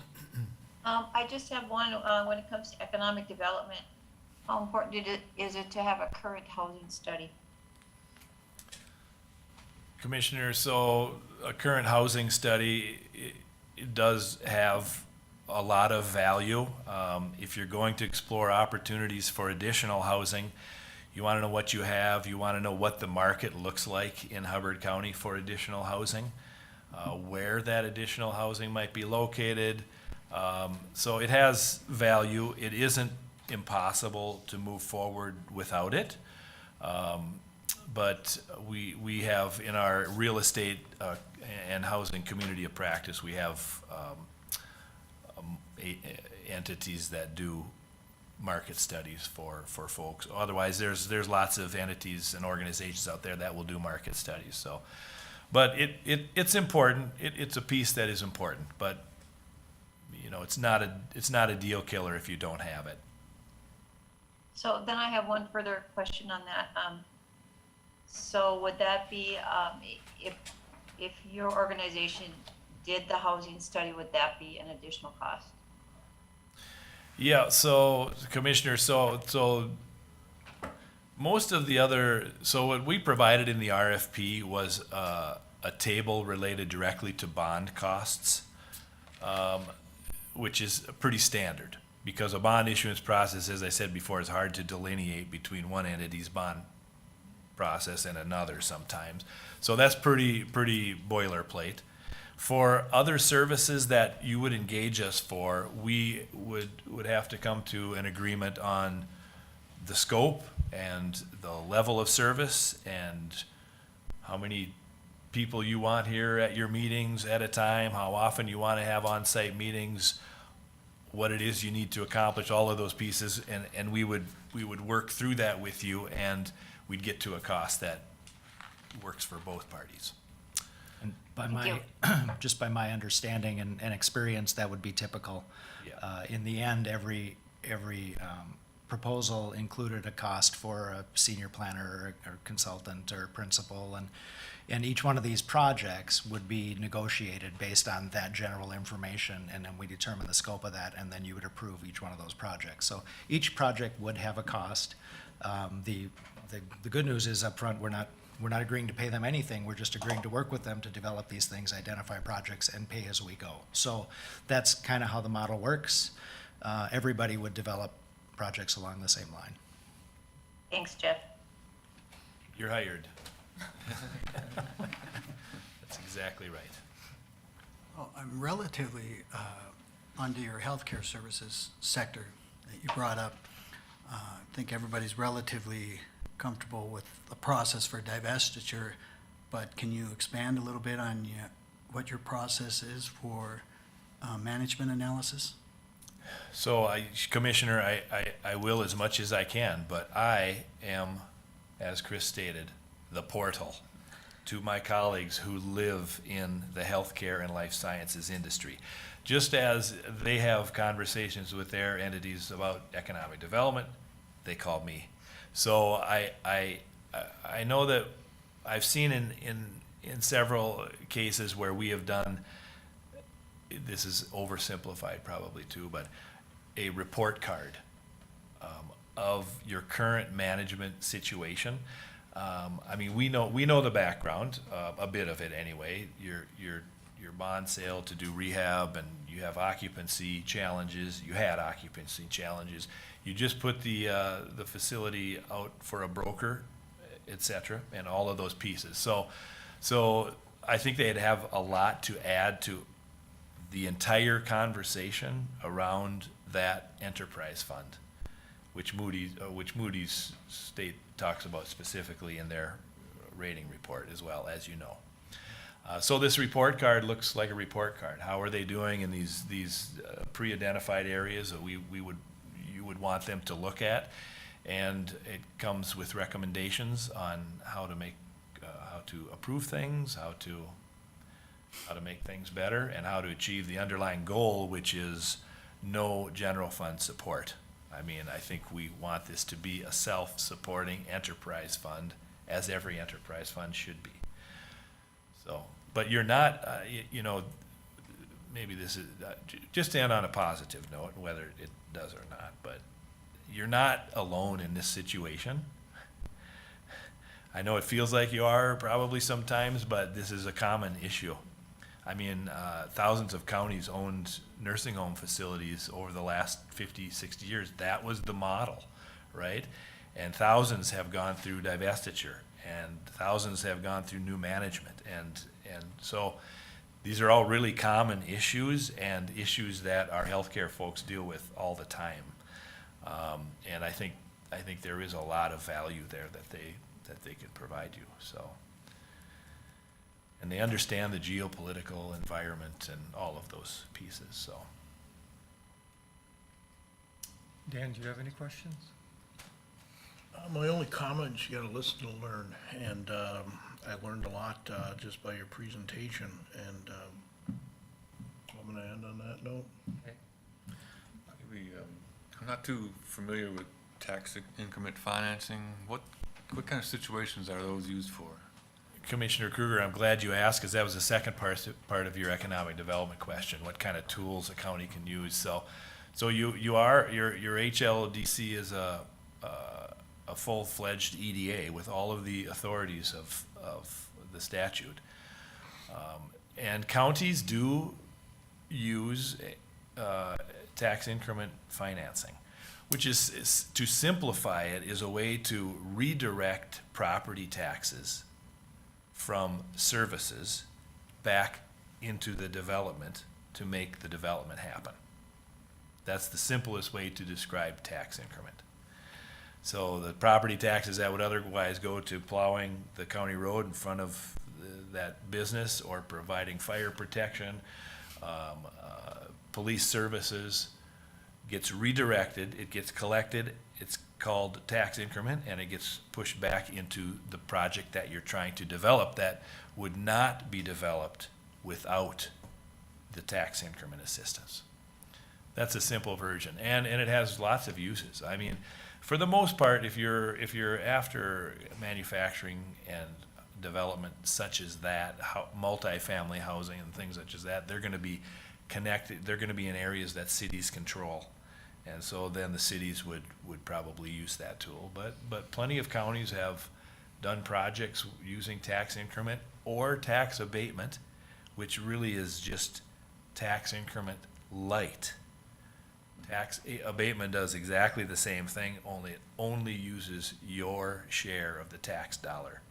It doesn't use the school district's share of the tax dollar. Does that show up on a tax statement, property tax statement as a separate item then? It doesn't. It doesn't? No. It doesn't either if you're inside of a TIF district, it does. shows you a TIF tax capacity. But if you're in a tax abatement area, it does not show up any differently. So those are, I know we always talk about those two tools, but those are the two tools. Other than, I will add, there's so much money being pumped now into the Federal Economic Development Authority that grants from the federal EDA you actually can achieve them now, I think. We have a number of, we have, of course, again, as a portal, we have people that work specifically on filling out federal EDA grants, and there's a lot of money that is flowing into that administration from COVID, from the ARPA dollars, and the Infrastructure and Investment Jobs Act has money in there for the federal EDA as well. So there are lots of opportunities for counties to use tools to enhance economic development. The major stumbling block in my 35 years has been getting counties to the table to do that. So the tools have been available for a long time, but counties have been reticent about participating in economic development. It's just the way it's designed, because most of that occurs in cities. Here in Hubbard County, it's a little different. We have a lot of land outside of cities in Hubbard County, so. That's one of the questions I was gonna ask. I was gonna tweak one of these because, first start off with what you're kind of saying. You've got what I call the Highway 34 kind of corridor. You got Park Rapids, Nevison, and Akeley, where there's a lot of the county's current development, cities and whatnot. Then you have farther south, there's a lot of forest. In the middle of the county, there's a lot of nothing. Open tax forfeited land, Snowmobile trails. Snowmobile trails, all that kind of stuff. And then you get to the north end of the county where you probably are aware that we're just south of Bemidji. We've got railroad tracks up there. You've got 4-lane highway, Highway 2, Highway 71. So you've got different areas of the county. So, and you kind of touched on it there a little bit, but what would you recommend as a strategy for economic development planning for Hubbard County, and why? Now that we're talking about you did touch on about how some programs are for cities, and how about these areas that aren't really cities, but yet they've got some economic development going on? Well, Commissioner, I'd go back to the basics, which is economic development strategic planning. And the stakeholders in your county, in a lot of ways, are no different than stakeholders in other counties. I mean, counties are huge. They have a diverse package of needs based upon location. I mean, you guys go all the way from Badura State Park, is that part of Hubbard County? Paul Bunyan, part of Itasca. I mean, all of those folks need to be stakeholders in an economic development process, because they all have things to add. So you have to include all of them, and it is not at all impossible to come up with a county-wide strategic plan. Just because you have diverse needs, that's one of the great parts about strategic planning. It involves all of those parties that have something to win and something to lose if you don't do anything. So yeah, but that's diverse. I mean, that's all the way from north, the wetlands north to, but again, those stakeholders that are there, the snowmobile clubs, for example, they're gonna be, as you know, very adamant about what they want and where they think, economic development can go. The off-road motorcyclists that live and die in Paul Bunyan, they're another group of people. The lakes owners, the shoreland owners. So there's a lot of diversity here, which adds value to that process. Alrighty. If there's nothing else, Well, we'd love to work with you folks. I'd love more excuses to spend time here, so that'd be super. Hey, some of that can come out of my regular travel to Island Lake also, so, but I do want to leave you with, don't let the fee proposal that is related to bonds in the proposal come between a good partnership. Unless you're gonna issue bonds every year, that's not gonna be a problem, or we'll negotiate something that is acceptable to all parties and meets your needs and ours too, so. Thank you. Okay, thank you, appreciate it.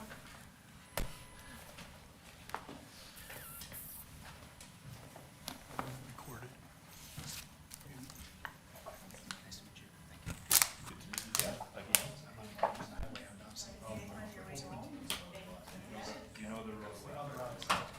Thank you again.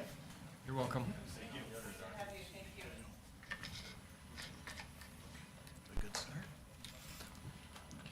Want a couple minutes to, PFM is here. I don't think so. She said that she had sent you a presentation. She did. Is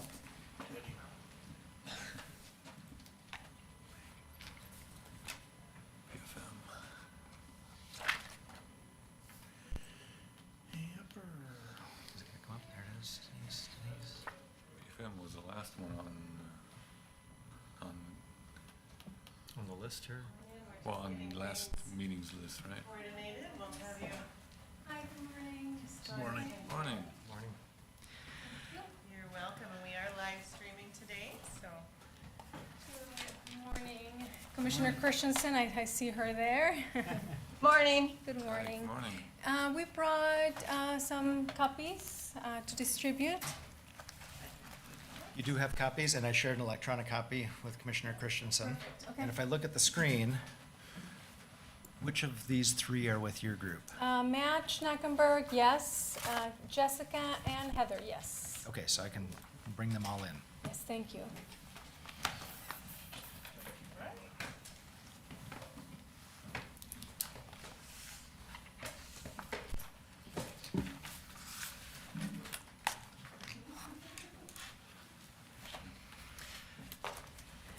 And I think we'll provide you the opportunity to introduce yourself and your team and give a brief presentation, and then we'll follow up with questions. We'll be using these kind of as a basis for that, but you'll also probably be addressing a lot of that in your presentation.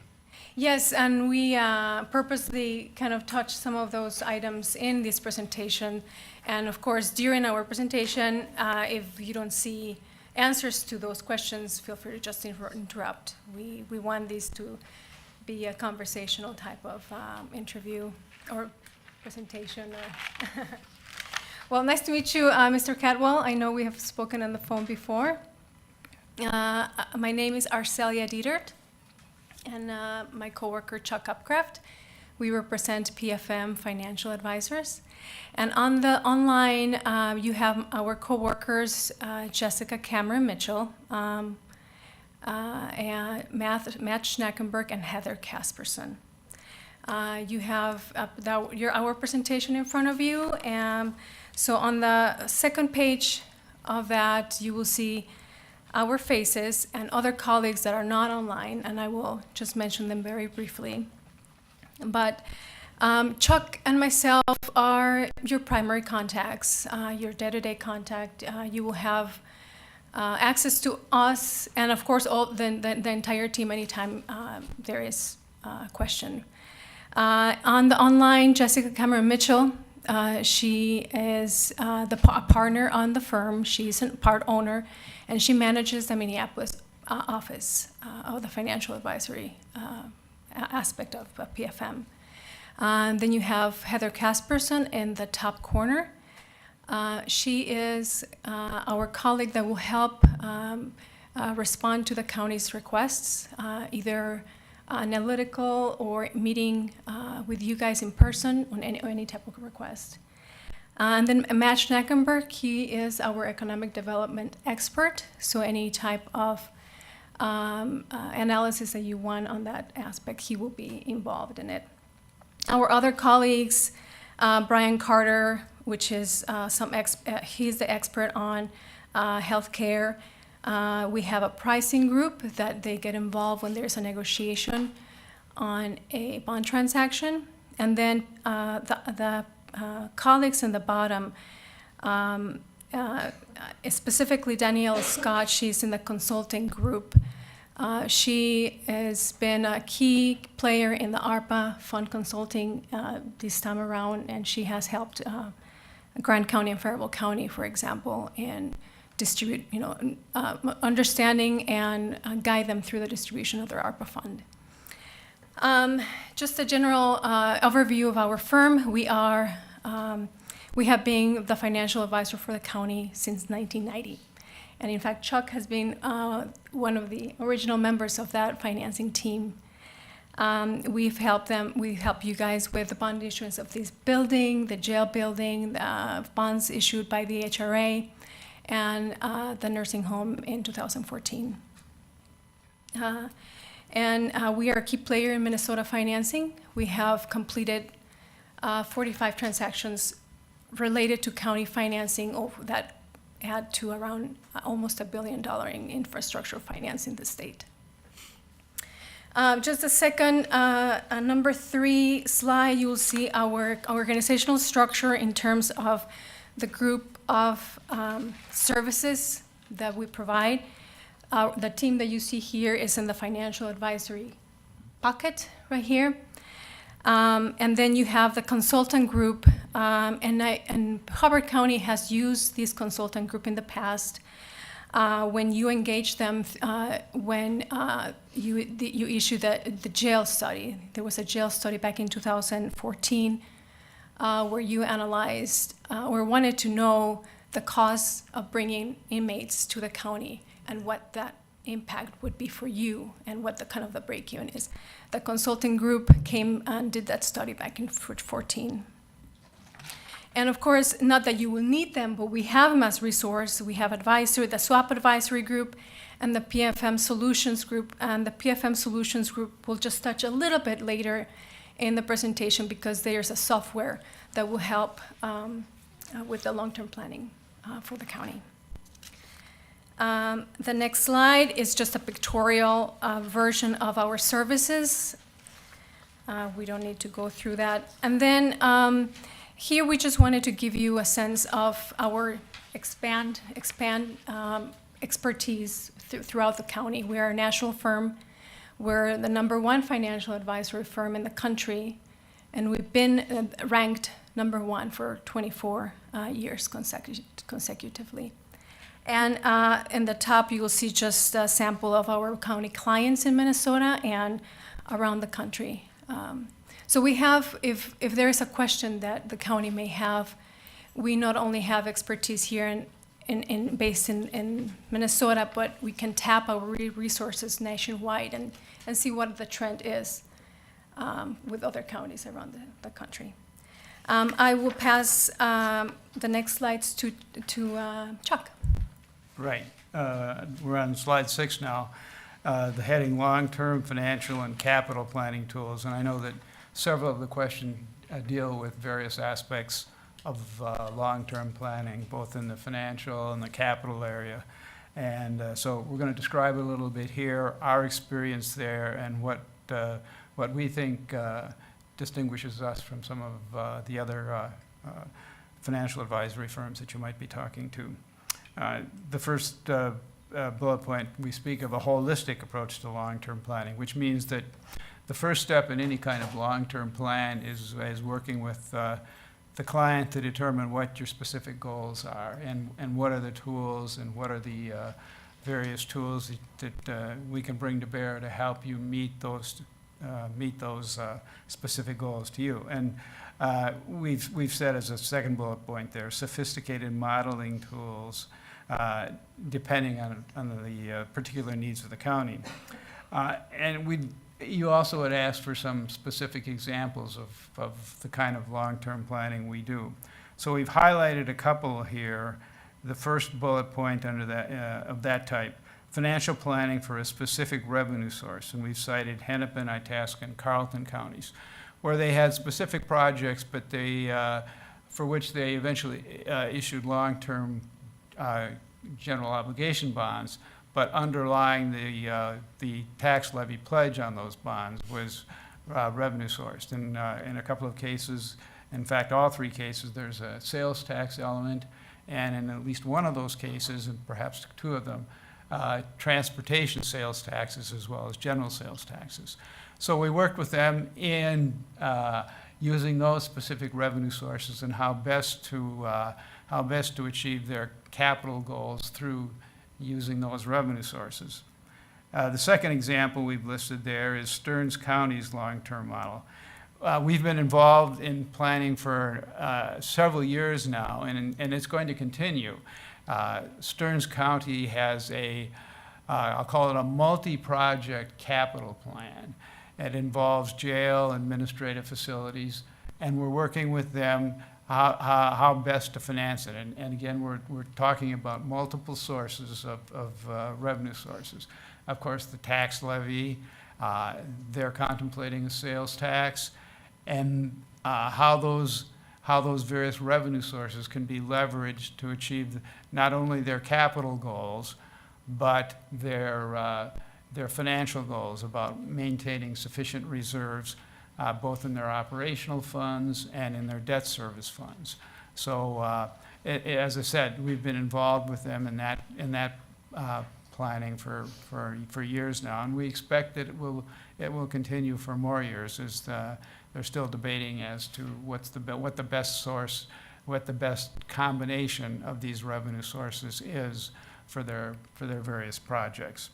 The next one, we've tax levy impact, and we cited here the Enbridge tax impact, because we know that that's one of the items that you have mentioned both in the RFP and in Mr. Cadwell and some of our conversations with you about what will be the impact of Enbridge, both, and I think there are two aspects to that. One, of course, is the settlement of the lawsuit, in which the state has agreed to pay what Enbridge won in the lawsuit. And the other aspect of that is, how does that affect us going forward? Both in terms of the assessment of property that they now have in the county, and any new kinds of property through the potential new pipeline, and so we can help you in assessing the tax impact to whatever extent it is. We've cited here as a next bullet point, multi-year comprehensive financial planning software, Synopsis. This is proprietary software that's been developed by us with the specific purpose of guiding you through long-term financial planning. It's not just financial planning. It's not just budgetary financial planning. It also involves the capital aspects of it. So it integrates all various types of financial projects, or financial planning rather. The capital planning, the financial planning, the budgetary concerns, tax impact of the various kinds of projects you're contemplating, and it's much more. It's hard to describe just in a few minutes, but it's much more than just a series of Excel models, which may or may not be interdependent. It's all interdependent. It can be used by multiple members of staff, so you don't have one particular guardian, or you have to have various staff members, each of which has his or her own copy of the software. It's sophisticated technologically, and it's efficiently used by multiple staff members. And we've highlighted some of the things that it's capable of: multi-year budget projections, property tax analysis, debt and capital planning. The other really significant aspect of this Synopsis software is that it gives you virtually instantaneous presentation of the changes you made. The underlying software we call Scenario, because of the fact that you can use multiple scenarios, and the software will show, well, what would be the effect if, for example, Enbridge's taxable value would be to double in the year. Then it would show you visually how to do that, and you can use multiple multiple of these modules, the capital aspect and the tax levy impact together brings them all together to show you the impact and to more effectively model the effect of both of the budgetary and the capital aspects of the projects that you're contemplating. So as I said, it's proprietary. It was developed by PFM. It is certainly one of the most sophisticated planning software available. And then just moving on to the next slide, talking a little. I'm sorry. Before we move on, this is Matt. I just wanted to kind of expand on the approach that we take, the holistic approach that we take. You know, as your financial advisor, it is our job to be putting all the funding options on the table, whether it's you have cash, you have funding, state funding like SRF, or this new federal funding program, the Infrastructure Investment and Jobs Act. And I don't know if you've been exploring that at all. There's a lot of federal money out there for state and local governments that cover a wide range of projects. And so that is something we can also help you explore. It's not kind of a one-stop shop. You have to dig through lines and lines and a lot of reading to see what makes sense for you. And I'll just say, you know, if IIJA funds are identified as a source of funds, then it's also our job to help you obtain that funding. And we want to put you in the best position in order to do that. You know, we found that these are competitive grants and loans, and to put you in the best position to get those grants and loans, you know, we want to help you with the application. You know, we've seen that having a cohesive and well thought out plan, a plan that has, or an application that touches multiple departments at the county, and one that touches on equity. That is, you see that as a theme throughout IIJA, is equity. And so that's something that we can certainly help out with. You know, I know earlier this year, the first time I've ever done this, but I helped the St. Paul Port Authority issue tree bonds, and you know, we issued $18 million in tree bonds, and those were sustainability bonds, and that means that they were both green and they were social bonds. And the social aspect was that they were prioritizing disadvantaged areas.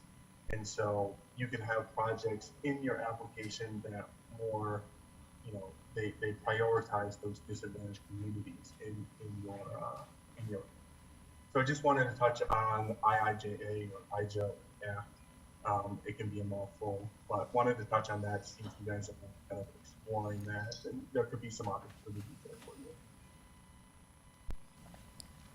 Thank you, Matt. Yeah, I think it's I want to make sure that we show you the depth of our resources. And as Matt said, he is one of the key members in the infrastructure bill that just passed that has a lot of money for counties and local governments.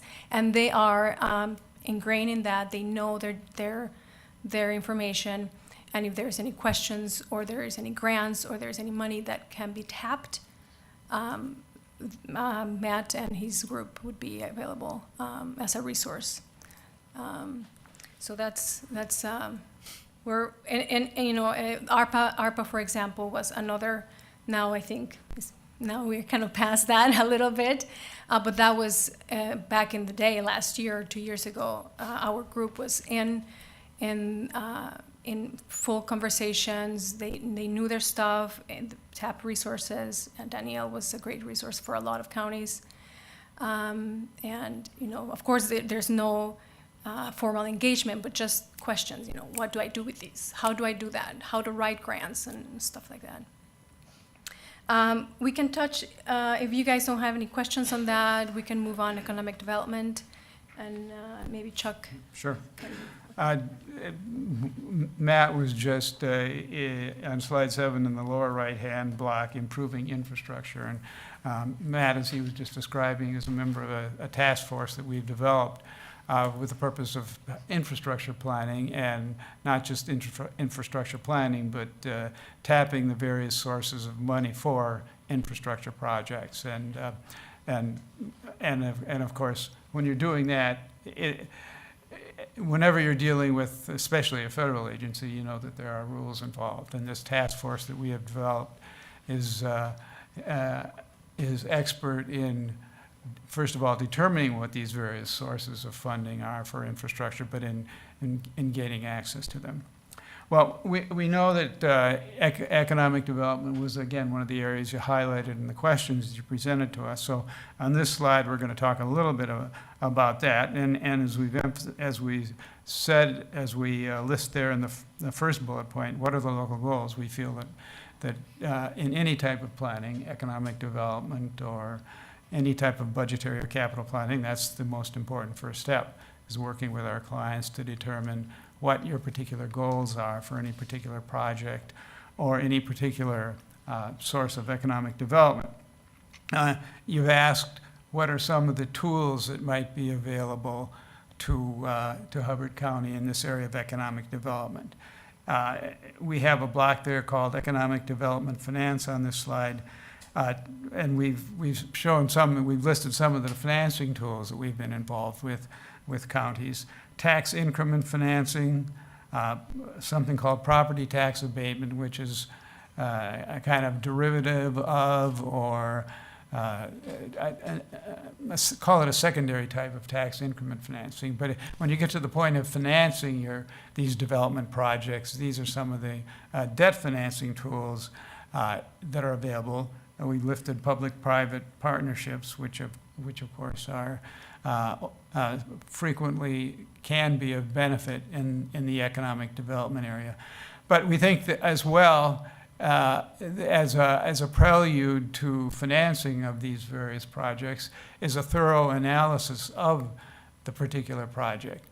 And that means, especially if you're been confronted with a developer who is asking for assistance in a project, that's one of the things that we do a lot of, and Matt is particularly active in that area, and that is analyzing developer proposals, both in terms of feasibility of the project itself, feasibility, necessity of any kind of county assistance that the developer may be asking for. And we've listed the Heartland Lakes Development Commission.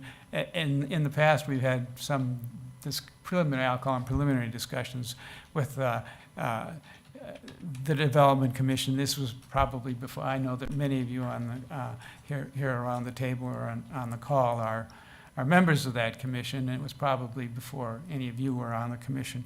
But we know that you were actively involved in seeking various kinds of new entities, organizations to come to Hubbard County, and in that area, we can work with the commission and work, as I just said, in analyzing various kinds of proposals for feasibility. And in the case of, for example, tax increment financing, we have the but-for test, and we do that kind of analysis. Does it really pass the but-for test, a particular project? So it's an area in which everybody, of course, is interested in economic development, but it's important to be analytical about that. You want to make sure that you're not just that a particular developer who is plugging a particular project, it's not some kind of use the term fly-by-night operation. You know what I'm saying. You want to make sure that any kind of development projects that you become involved with, and particularly that you might be giving some form of assistance to, are reputable and have presented you with real effective and legitimate analysis of the project and what kind of benefit it would provide to the county. In the right-hand block of slide 7, we've listed some of the areas that might be involved in economic development, not necessarily, of course, in all cases, or all of those areas for Hubbard County, but just some aspects of that with which we are familiar. And Matt referred to some of those too in his prior comments about equity and so on, and affordable housing. But it's an area, and earlier on, we listed some of the, we've been involved in working with several county HRAs in dealing with housing projects as well. So it's an area in which we have a lot of experience, and we think we can provide valuable assistance and analysis to the county, both in the area of seeking and analyzing the feasibility of various kinds of economic development projects. This is Jessica, just to jump in for one moment. We do also highlight public-private partnerships. There's a lot of discussion around that, and we do have a team that focuses on public-private partnerships, P3s, I'm just gonna call it that, it'll be easier for me. There is a lot of analysis that goes in around that, and one of the areas that we are seeing an increased focus on, which foots with both the discussion on the IIJA funds, as well as economic development, is around P3s and broadband. One of the things that is both important from going back to that equity lens, because that is a very important focus, honestly, with the IIJA funds. So providing internet access to and broadband access to all of your constituents, but it is also an important piece when attracting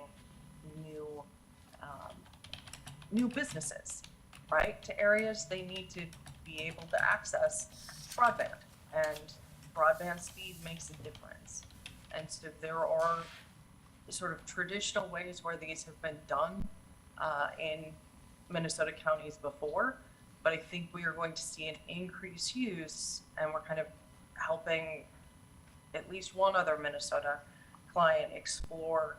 It's really a joint, it's a P3 effort, and it is focused around broadband and providing better service to areas that are underserved.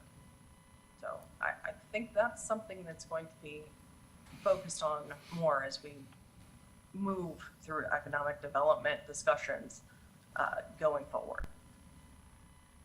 And just to build once more on that, we listed as a economic development tool, property tax abatement. And we, as Jessica said, it's becoming increasingly important. We get a lot of inquiries from our clients about how do we expand internet access. And property tax abatement bonds, there's a special section in Minnesota statutes about that, is one of the financing tools that a number of counties have used to facilitate that kind of development. Thank you. Any questions on this topic before we move on? And the last couple of slides is just I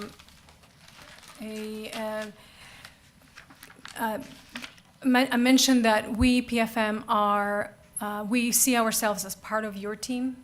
We are just a call away or a meeting away, or actually 3-hour drive. Not bad at all. It was pretty good drive this morning. We are just an extension of you. We don't charge per hour. We have an engagement with you, a year, 5-year engagement. Our scope of services is pretty broad. So we are here to answer any questions, to analyze your needs, and to serve as you want us to serve, either in front of your constituents when you bring something up to them for voting or for comments. We can be in front of that discussion or in the back. We can serve as however you want us to serve as your team. We have resources throughout the country, so if we cannot answer anything, we have people that have done it, and we can bring that to the table. So we are very responsive, and you see us, 5 of us. If you don't reach Chuck or me, you can reach Heather or Matt or Jessica, and we connect each other in a constant basis. So we know how your project develops. We know the models. We know the models. If we can, if I finish it, for example, Heather can continue it, and so it's a continuous team effort. So I want you to know that we are here as your team, and we will love to continue that relationship that has been built since the 1990s. We have become younger, but Chuck is our resource. If you remember, and he remembers everything, so if you have a question on a 1990 bond that was issued back then, he will answer it for you right away. So, just to build on that notion, I think one of the things that we bring is really a depth of resources. So part of building public consent is making sure that you have all of the information that you need and are well informed about sort of what all the options are and understand kind of what the push-pull is on issues. So not just saying, if you have this idea, here's the effect of that decision, but also providing you with a broad scope, not necessarily the public, but making sure that the county board and county administration and staff is well informed as to what all of your options are, so that when you're having those discussions with the public and building public consent, that you do have all of the information at your fingertips to really assist in building that. And because we are a firm that focuses solely on local governments and kind of see the whole breadth of what's going on across the US, I shouldn't say local governments, municipal entities, really, that we have both the folks to provide you with real information about what's being done in other places. If you want to talk about what's occurring in rural broadband, we'll bring in our colleague Sarah Fry, who's looking at that in a number of other spots, right? She's kind of a broadband expert. But we also have the resources for all of those other pieces, like around publications and data from the rating agencies, Bloomberg, all of the external sources as to what's going on in the market and what kind of other folks are facing from both an economic, operational, just best practices standpoint in Minnesota and beyond. And we are at your service as much or as little as you would like us. You can decide when you want us to be there and when you don't, and how you want us to engage, really. Thank you, Jessica. I do think one of the other, sorry. Oh, go ahead. I do think one of the other areas that you asked about is sort of improving your investment performance. We are not investment advisors, and so we would not be providing you with direct investment advice.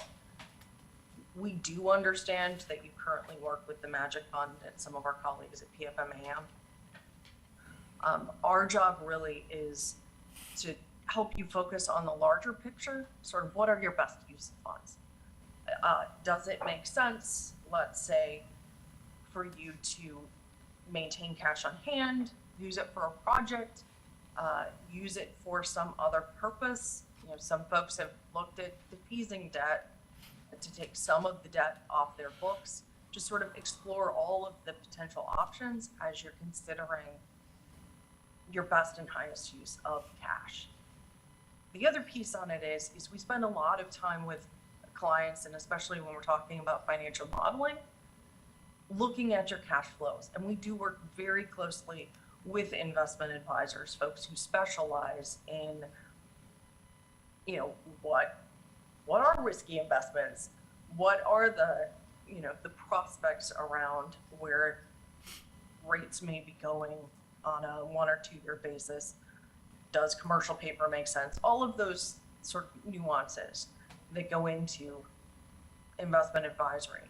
But what we spend a lot of time with is providing you and providing the investment advisors with a real picture of things like, what are your liquidity needs? What is the time horizon for how long your cash can be invested, so that your investment advisors can make decisions, or help you make decisions, make recommendations, if you will, as to how to best invest those funds, given what your actual needs are. Because one of the things that, of course, we've seen is if you don't have good projections on when you might need your cash, the primary focus for investments for municipal entities really is safety, and then liquidity, and then return, right? But having a better understanding on what your liquidity needs can impact what your returns are. And so we do work very closely with both our colleagues at PFMAM, as well as, which would include folks with the Magic Fund, as well as other investment advisors, and kind of providing the information that allows them to provide you with the broadest range of investment opportunities. We also do assist in, you know, if you are looking at changing investment advisors, we also do assist with both the RFP process for that and review of that procurement. But really, our focus is really on what is your best use of cash, whether it's keeping it as cash, thus investments, or using it in some other financial picture, other piece of your financial picture, or is it, and then, sorry, I said or, I should have said and providing you with information that you can provide, or working with your investment advisor to understand what your cash flow needs are, so that your investments can be as profitable as possible, or provide you with the best returns, both understanding both safety and return. Thank you, Jessica. Were there, oh, sorry, I'll let Marcelia go. Are there any questions? I think that's the extent of us trying to answer the questions that were sent out to us. But if we didn't answer any questions from there, or you have additional questions for us. Anybody? Shar, do you have any questions? I do not. Thank you for your presentation. Thank you for your time. I do have one then. Yes. What other services or tools do you have that could benefit us as we seek solutions to our nursing home facilities' financial struggles? You want to answer? I'll take an initial shot at that. We have been involved in the most recent financing for the nursing home, which occurred several years ago. And I know that since that occurred, and I know that the nursing home is having financial difficulties, and I know that, and we've been told anyway, that you're contemplating, at least contemplating the sale of the nursing home. in looking at the debt aspect of the nursing home, we have, on numerous occasions, talked to various staff members about potential refinancing of that debt. Now, I realize that this is goes a lot more involved than just refinancing of existing debt. There are a number of options involved, or a number of considerations involved in the refinancing of the debt because of the fact that there was a new market tax credit involved in the original debt, and that affects the tax aspects of any kind of refinancing. But I think the best way to answer it, other than the debt aspects of it, is to highlight the one of the points that we've made earlier on, or have tried to make, about the depth of resources we have nationally. We have other members of our firm which we can call upon who have been involved in situations like that, who know what are the considerations involved, both the tax, the debt, and probably even more basic than that, if you are actively involved with someone who is contemplating the purchase of it. I think our role in a situation like that would be to work with county officials in evaluating those kinds of proposals, perhaps being involved in the negotiations if you reach the stage where a sale is contemplated, to enable you to make the best judgment about whether a sale is in the best interest of the county, and if so, help you negotiate the best deal you can in a situation like that. I think the other important thing to note there is that Brian Carter, who is another, and he was highlighted kind of at the beginning of the presentation, he is a healthcare only focused person within our firm. So this, and specifically, he spends a significant amount of time in senior living and nursing homes. So it's not just those of us on this, but either in the room or on this call, who would be involved in something like that. We would bring in our experts, and Brian is available both to kind of have preliminary discussions with you, as well as you can consider what your options are, be involved with that. And then as part of it's P3 group or alternative delivery group, one of the other things that they help look at is the sale of assets. And so assets like the nursing home, and kind of understanding what the push-pull is on those sorts of transactions. So I think one of the things that we bring in those discussions are other folks who sort of specialize in that to the table with you to help you consider your options and understand what it is. As your fiduciary, our role is to kind of provide you with your options and help understand them, versus sort of push for one transaction type or another that might earn us a fee, or a higher fee. And it's really bringing those folks to the table to help you think about those things. That is something that PFM can provide to you.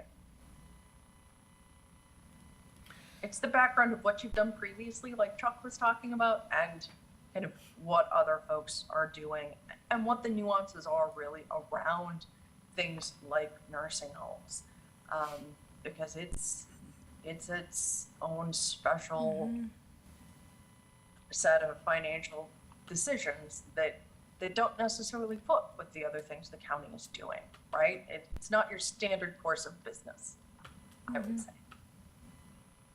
Tom, you had a question? Yeah, one question on fees for service.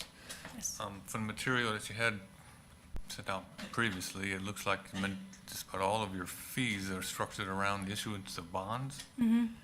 And for this county, the primary bond that we have, the largest, is for the nursing home. If we were to divest ourselves of that, our bond requirement, we don't know what it would be in the future. It may not be as large as what you're maybe used to, like in Stearns County or something like that. How does that affect your services for things we're looking for, like the long-range financial planning and strategic planning and?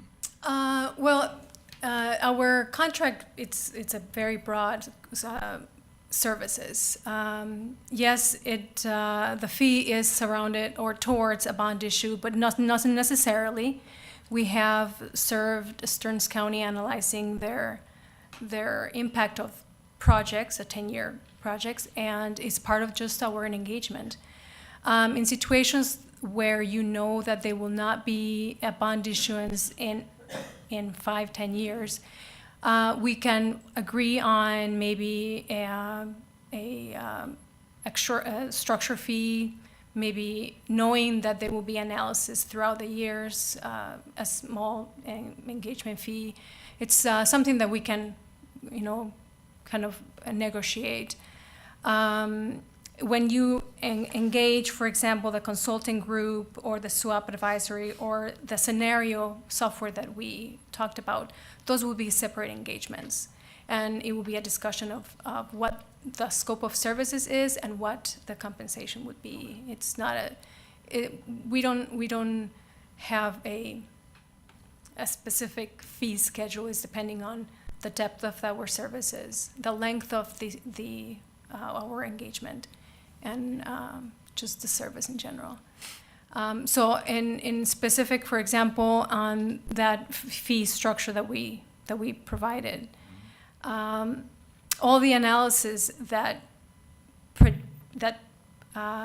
comes to, for example, analyzing capital planning, what would take for us to improve county buildings in 10 years.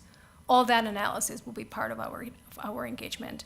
And at the end of that maybe 5-year period, you end up with a bond, then that's included in it, if I'm explaining it correctly. But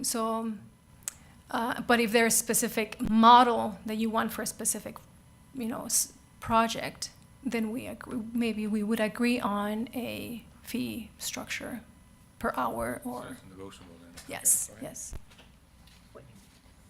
Anything to add? Jessica, she's the head of the Midwest, so what those fees will be.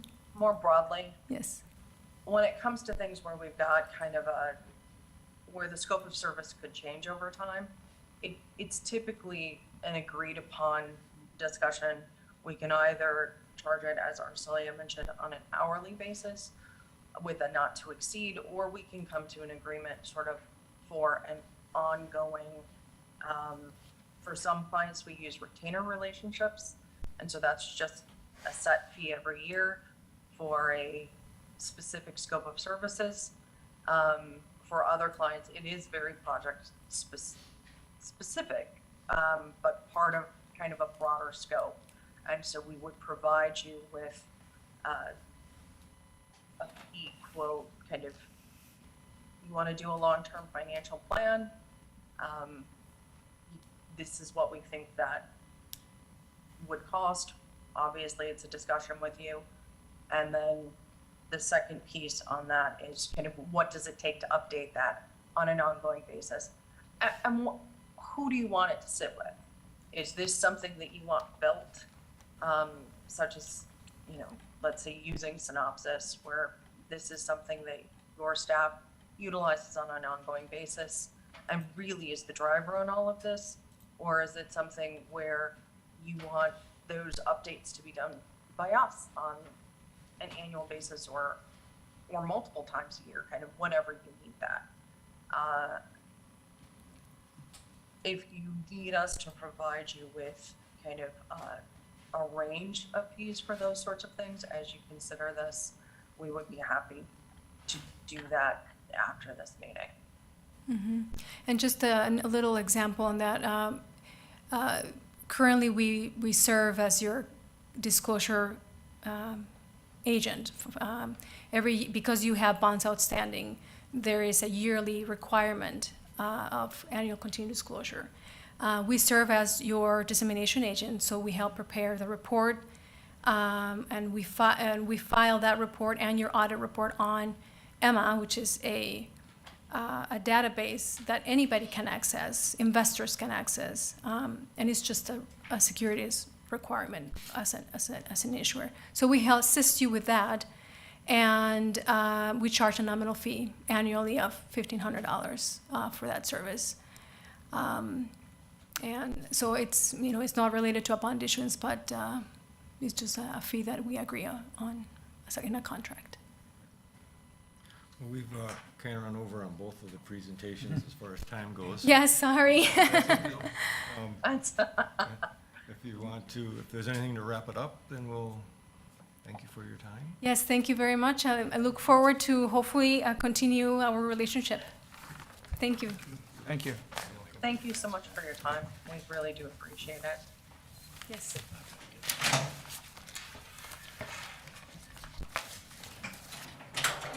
Enjoy the warm weather, Mr. Christensen, Mrs. Christensen.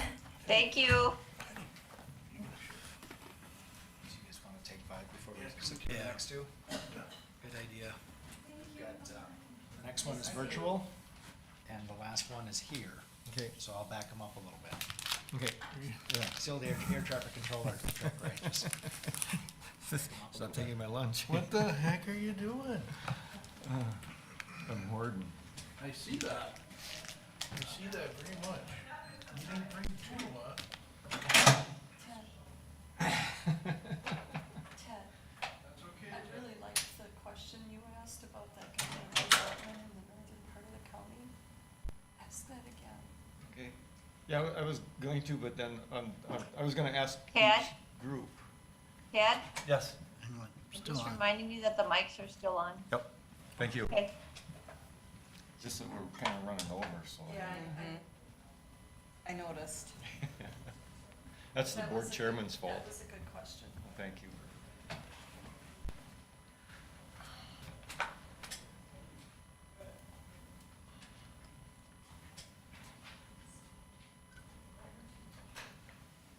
We're just taking a few minutes here, Shar, till we start the next one. Okay, thank you.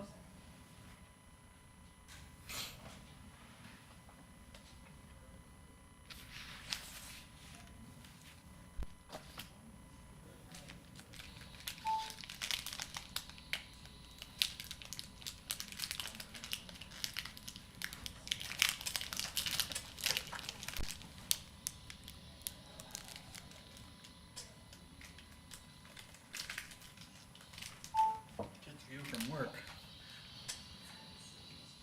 He's over in Greece.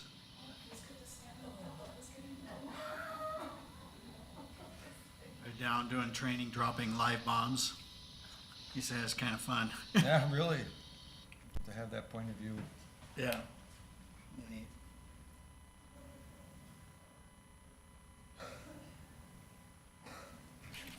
Just a still pick. Sure. Sounds like fun to me. Doesn't sound like work to me.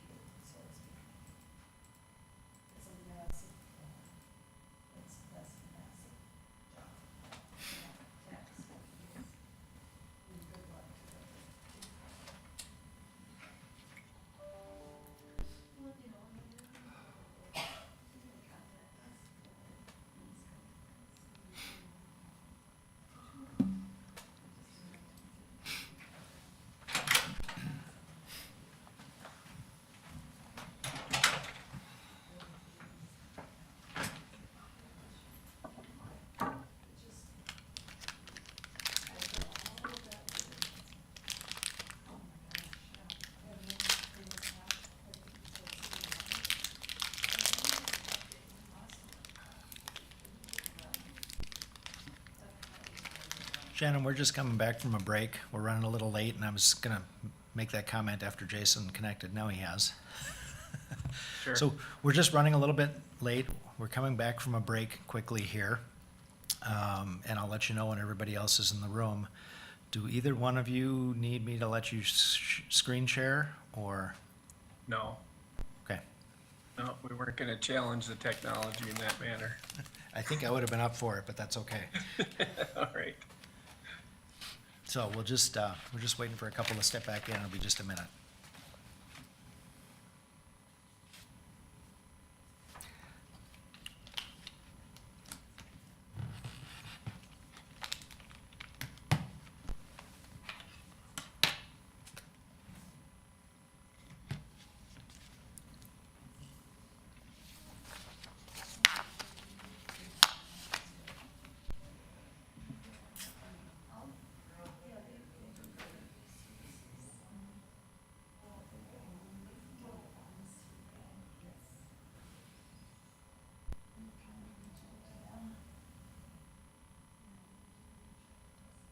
I thought a half hour for each was enough time, but.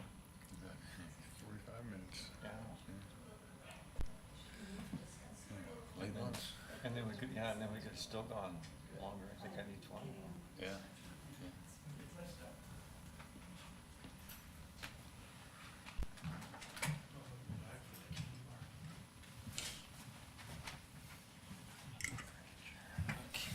That candy bar.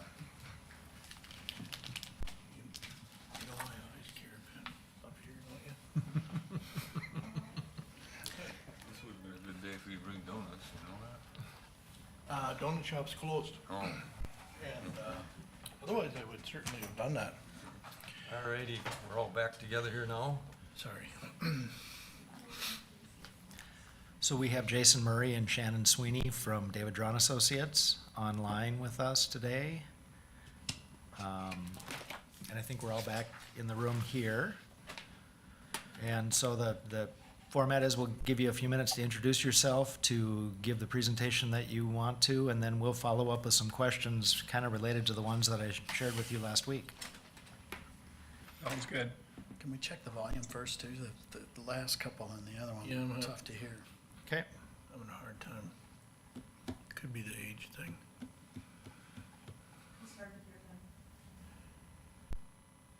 I'll adjust both volumes up and see if that does anything. So go ahead, whoever's going to start.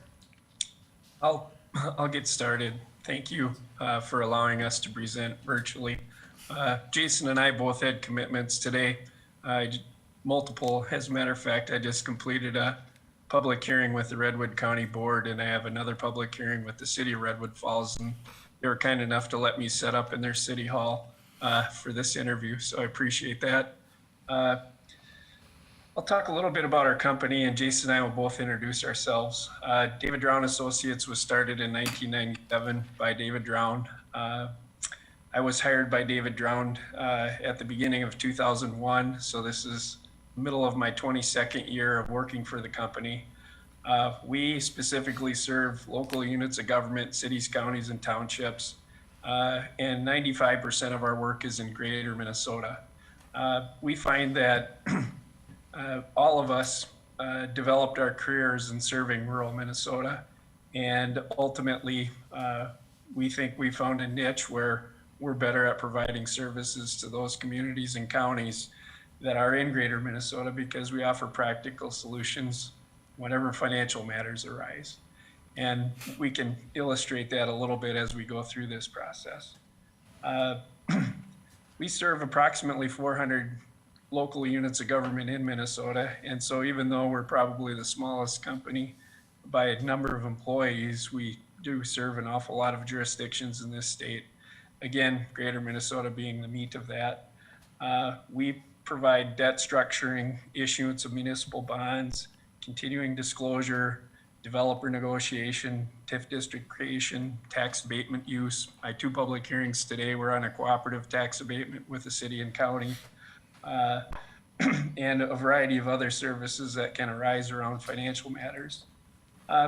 Again, going back to that practical application, recently had the opportunity to serve a new county, Nobles County, with a drainage project. They had a cooperative project with Jackson County for a $20 million drainage project. And ultimately, they used one of our competitors that has previously served your county. And ultimately, Jackson County convinced Nobles County to use our services because we brought a different method of approaching a project to the table. Not so much from looking at it from the bond purchaser's perspective, but from the county's perspective with regard to managing debt that was going to be 100% paid with special assessments. Ultimately, we discussed with them alternative methods of sale, different terms associated with the transaction to protect the county's interest in that process. And I think they found that beneficial, and it was first and foremost the reason they hired us to work on that particular project for them in the first place. And we like to think we've developed, many practical solutions on projects like that. And we have an extensive history in economic development and project finance, doing hospitals, nursing homes, broadband networks, and then roads, county facilities, all sorts of things. And so in 22 years, we've seen most of what can be done. We also have our offices located in Greater Minnesota, in Cologne, Parkers Prairie, and Spring Valley. That's where our municipal advisors operate out of. And we think that we're closer to our clients in that way. And we do not have the overhead associated with large office buildings in downtown Minneapolis. And with that, I think our pricing you'll find to be very competitive as well. I think we're pretty prudent in how we charge for our services. We are not a company that charges for phone calls, for email inquiries, for general questions. If we're going to bill one of our clients for anything, they'll have a proposal in front of them before, we ever even consider sending a bill, and that proposal will be for a specific dollar amount. We're fortunate to have the flexibility as municipal advisors, as offered by the owner of our company, to charge in a fair manner, in a reasonable manner. Problem solving is best done in the earliest phase of encountering the problem. And if staff are concerned about receiving an invoice for a general inquiry, we find that deters them from making those initial inquiries early in the process for the purpose of solving a problem when it's easy to solve. And so we avoid that, and we avoid that at all costs. And we found that to be one of the keys to growing our company each year. I'll let Jason introduce himself and talk briefly about the services that he provides before we get into the questions. But ultimately, as your service providers, I'd be the primary contact for public finance. And Jason has a tremendous amount of expertise in economic development and would respond to inquiries from Hubbard County for anything economic development related. And we'll tackle the questions in that manner. But Jason, if you'd be so kind to. Sure. Thanks, Shannon, for the introduction of the company and that. And good afternoon, commissioners. Thanks again for the opportunity to spend some time with you here. My name is Jason Murray. I work out of the Parkers Prairie office. As Shannon alluded, he's going to be the lead on the finance side, potentially, and I will be on the economic development side. My background has traditionally been through the economic development, working for cities and regional-based organizations and that. So I joined David Drone Associates about 7 years ago, and serve a number of communities and counties in central and northwest Minnesota. So it's been a great tenure. I've enjoyed the work, not only to getting to know my colleagues, but also to getting to know a broader community and counties here in west central Minnesota. So it's been very rewarding transition and enjoyed very much. So with that, commissioners, I'll kind of pause. Shannon, you got anything to add for background or anything? No, not at this point, Jason. We were provided the list of questions, and I'm assuming you want us to move through those. Yes, please. The first question you provided was, please describe the process that you use for developing and implementing long-range financial planning and provide relevant examples. our approach is straightforward, and we use it in virtually every instance at varying degrees depending on the question that's asked from the client. But ultimately, we review existing debt first and foremost and work with the board to determine capacity and affordability. And, ultimately, the sweet spot is when we have debt dropping off, about the time that we're taking on a new project. And so structuring debt around the fall off of existing debt is, the low-hanging fruit that we use for structuring new debt when it's required. But beyond that, the affordability question is almost always the first question that comes up when we're talking about capital projects and long-range financial planning. And affordability is determined, in our estimation, best by conducting a peer group comparison. And we do this with cities, we've done it with counties. Ultimately, we identify a peer group, in this instance of counties, that have similar characteristics, and we start looking at financial factors associated with each. We look at total levy per capita, we look at, ultimately tax rates, we look at what they're spending in different categories, be it health and human services, road and bridges, et cetera. But ultimately, it's that peer group analysis that we think best answers the question with regard to affordability. If your counterparts that are of similar size, providing similar services, are doing so at a much less cost, there might be an issue that needs to be addressed. If you're the lowest cost alternative, perhaps the identification of services that aren't being provided is something that comes up through that process. But at the end of the day, it's that peer group analysis that we think is the best way to address the affordability question, and that's how we approach it.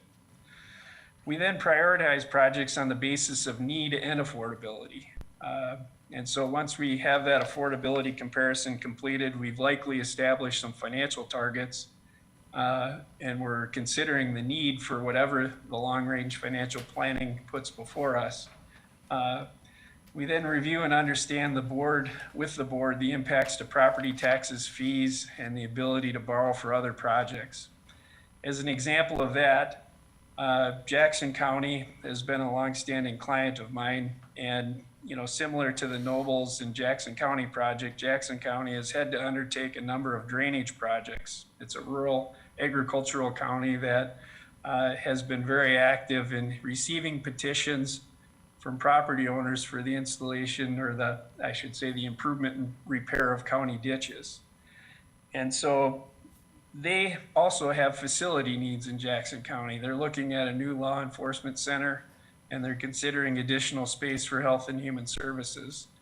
And they were becoming concerned that the amount that they were issuing in general obligation bonds for drainage projects was going to have an impact or impair their ability to borrow for facility needs. And we had a long conversation on that because it was an important issue for them to address. And first and foremost, we talked about when the potential impact to their credit rating could occur. Ultimately, once you get over 5,000 in debt per capita, the ratings agencies start to consider you as being somebody that has high debt, or a county or a city that has high debt. And they were going to surpass that threshold and probably even double it. And ultimately, we talked through what that meant and what the ramifications were based on cost estimates for the facilities projects that they had and were considering, and whether or not these ditch projects were a sufficient priority, or whether they needed to, basically undertake a new process for allowing those petitions to make their way through the process. And ultimately, they did a little bit of both.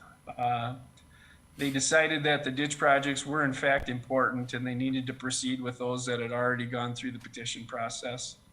And they also decided that they were going to modify that petition process in the future to make sure that they had input on what was feasible, and what was feasible with regard to a cost standpoint as well.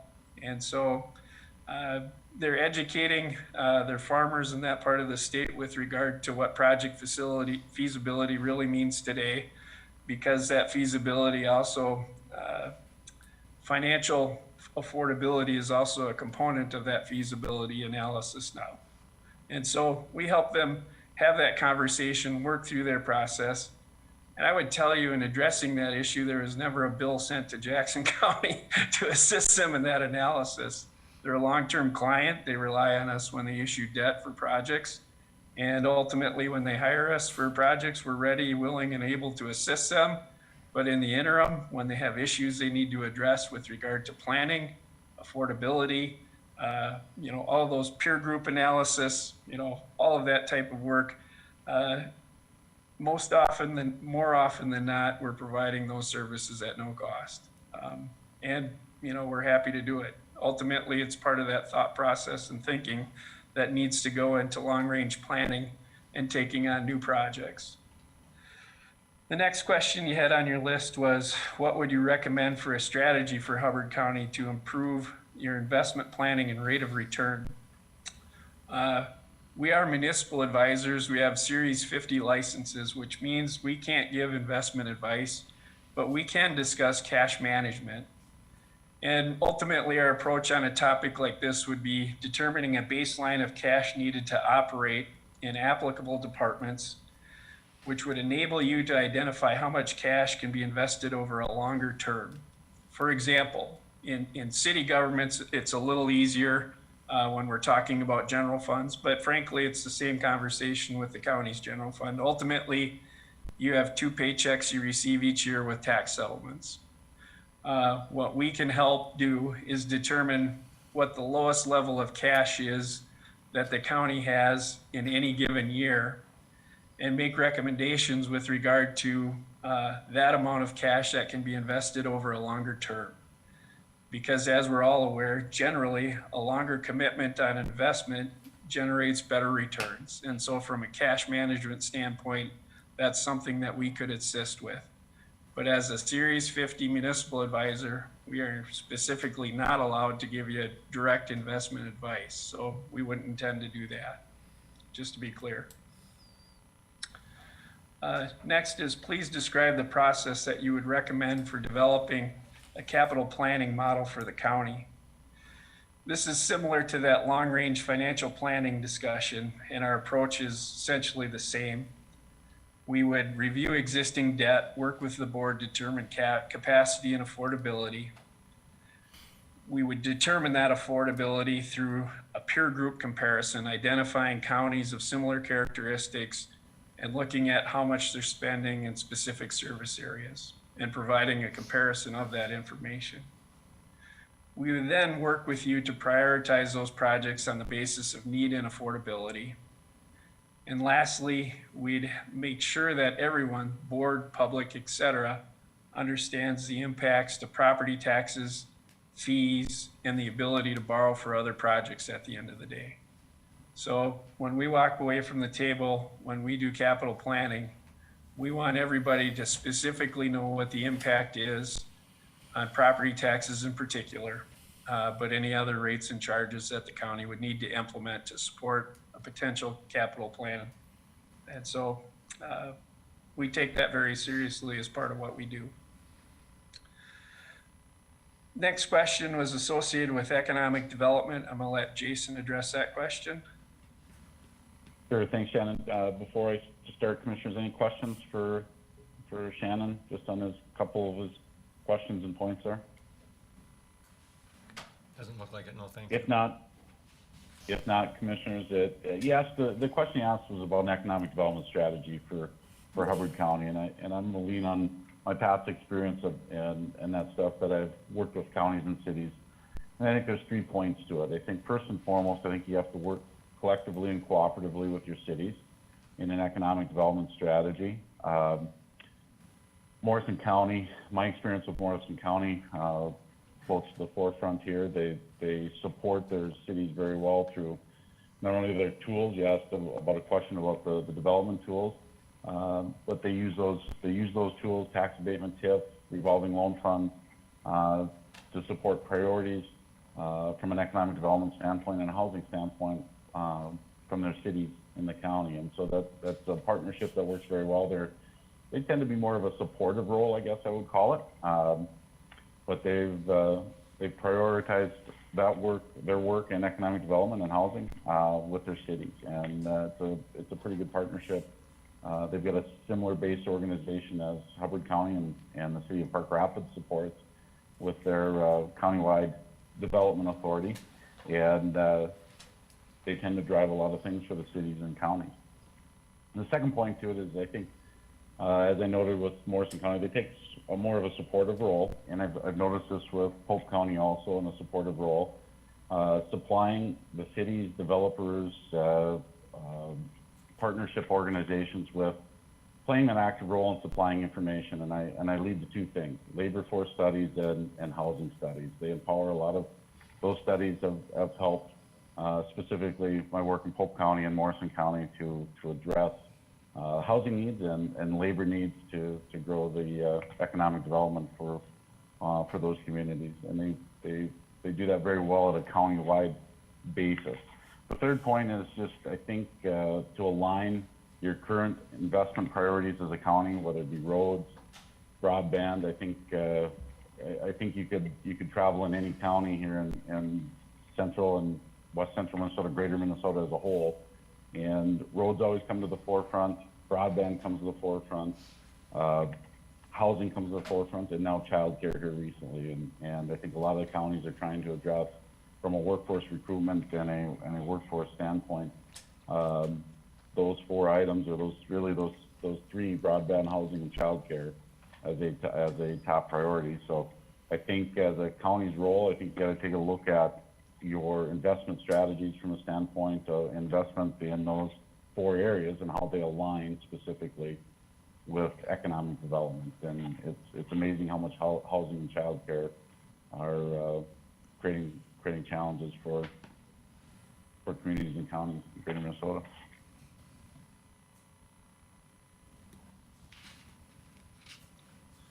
I would mention that my two public hearings in Redwood Falls and Redwood County today were with regard to a tax abatement subsidy for a child care facility. So I understand the need that Jason is discussing. Any questions for Jason on economic development? This is Ted. The last question that we had, I'm going to kind of tweak a little bit. In Hubbard County here, we have Highway 34 that goes east and west. You've got the three cities of Bemidji, Park Rapids, Nevis, and Akeley. Of course, south of that area, south part of the county, we have a lot of forested areas and some agriculture.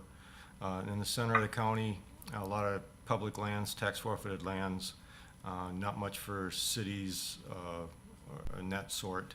And then you got the northern end of the county, where I live, and I kind of say that we're part of the Bemidji community. Myself and many of my residents go to Bemidji to work and spend their dollars grocery shopping and send their kids to school and stuff like that there.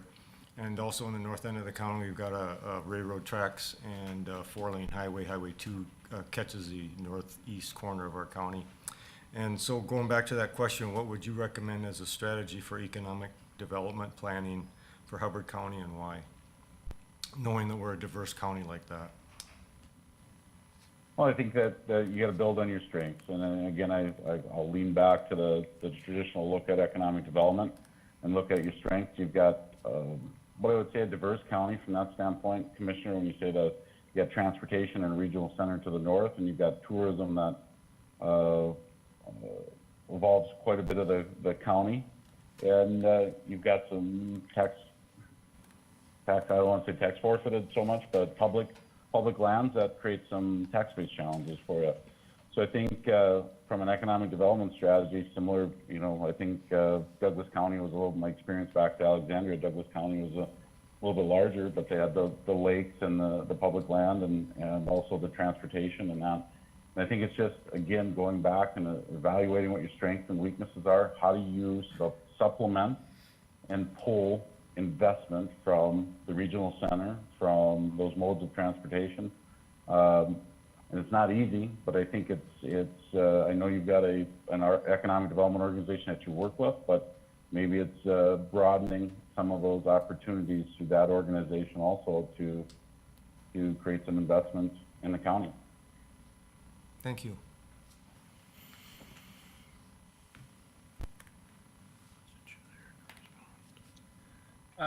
Next question in the questionnaire was related to significant tax capacity changes. Said, please describe the process you would follow for estimating financial impact of recent significant tax capacity changes in Hubbard County. You know, as I looked at your history, and, you know, unless it's something newer than 2021, I looked at 2005 through 2021 taxable net tax capacities and saw nice, you know, basically growth. There was a few bumps in the road, you know, when we've had economic setbacks, but ultimately in 2005, you had tax capacity of 21 million, taxable net tax capacity, I should say. And in 2021, it was almost 39 million. And I'm assuming it's that growth that you're asking about. Is that, can I confirm that? Yes. Okay, then I'm on the right track. Ultimately, if you want to be truthful with your taxpayers, my approach is first and foremost focus on cash, because usually the tax capacity question is related to how do we grow our levy and communicate, you know, what the impact is to our taxpayers. And I'll give you a for example. Your tax capacity or your tax rate in 2005 was 42.8%. And in 2021, it's 39.7%. So you could say over this, you know, 16-year span, our tax rate has gone down 3%. And we pat ourselves on the back and say we've done a good job. You know, but during that time, if I were a disgruntled taxpayer, I'd say, well, in 2005, you levied 9 million, and in 2021, you levied 15.5 million. And if I divide that out by population, you know, our cost per person in 2005 was $469, and our cost per person in 2021, even though we grew our population, was $711. So, you know, what have you done to us, would be my response as a disgruntled taxpayer. And so my approach is this, you know, when we're talking about tax capacity, if we want to be truthful and straightforward and able to defend ourselves in any conversation, the focus with tax capacity would have to be on that tax capacity, which is new tax base as a result of new construction, and not the growth in tax capacity based on an increase in valuation, because those increases in valuation are generally across the board. And ultimately, at the end of the day, everybody's property tax goes up even if we keep our tax rate the same. And so if you want to understand our approach in having that conversation, that's it, and it's pretty direct. We tell our clients to focus on cash and defend the new cash that needs to be spent in order to cover costs of inflation and any newer additional services, and be able to defend those services. We recognize that everybody wants to provide high quality services at the lowest possible price. And those two things are always in competition with each other. And we can certainly help you have that conversation with your public. But ultimately, at the end of the day, we're going to approach it in a more straightforward manner than most. And so some like it, I suspect some don't, but that's the approach when we have our tax capacity discussion. Thank you. You're welcome. Lastly, he asked, what would be your role in building public consent, and when would you anticipate attending Hubbard County public meetings? You know, falling back a little bit on that previous answer, our role is to provide factual information in matters of public finance in a clear format that is easy for the public and elected officials to understand. We find that there's some in our industry that like to create this shroud of mystery over the advice that they're providing, and, you know, some indication that public finance is so complicated that people shouldn't possibly understand it. And we completely and wholeheartedly disagree with that notion. And when I walk out of a meeting, the most important thing for me to hear is that I appreciate the way that you explained it, because I feel like I understand it. if I hear those words out of the public's mouth or a council member or a county board of commissioners' mouth, I feel like I've done my job well that day, and that's what we shoot for. We are complimented often on our ability to do that, and we take a lot of pride in that approach. And so that's what we bring to the table when we have those kinds of discussions and when we're asked to participate in a public meeting. And we do attend meetings as requested, and we seldom charge for the meeting attendance. It's usually either part of a larger project or, as I mentioned previously, when we're having long-term discussions on financial planning, we're willing to participate in those discussions because we feel that they're formative. We're learning through that process, and you shouldn't have to pay for our education. And we're getting to know our client better and understand what their future needs are. And so we participate as asked. We wouldn't, we'd never insert ourselves where we're not wanted. And so, and we'd work with you on crafting the message associated with new projects. You know, I was a little blunt, more blunt than normal on that last tax capacity conversation, just to prove a point. But at the end of the day, we want you to understand exactly what's before you as far as an action item, particularly with regard to financial matters. And we take a lot of pride in making sure that everybody understands what's going on. So, and that was the end of your questionnaire. So from there, Jason and I are happy to address any other questions that you might have. Do any of the board members here have some further questions? Doesn't look like it. Thank you, Shannon, and thank you, Jason. Thank you. We appreciate the opportunity to meet you folks. Thank you. Yeah, thanks for your time. Welcome.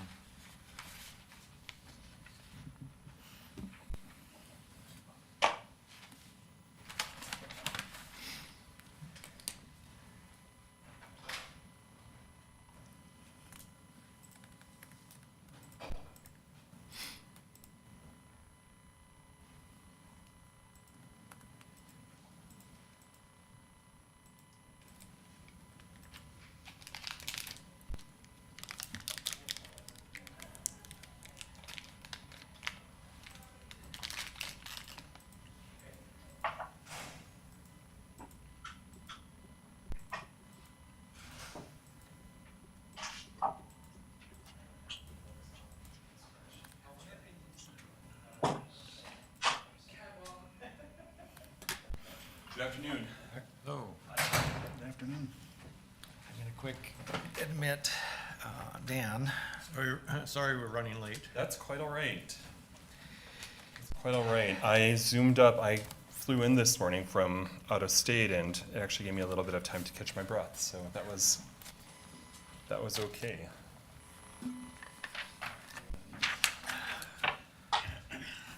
So as we've started,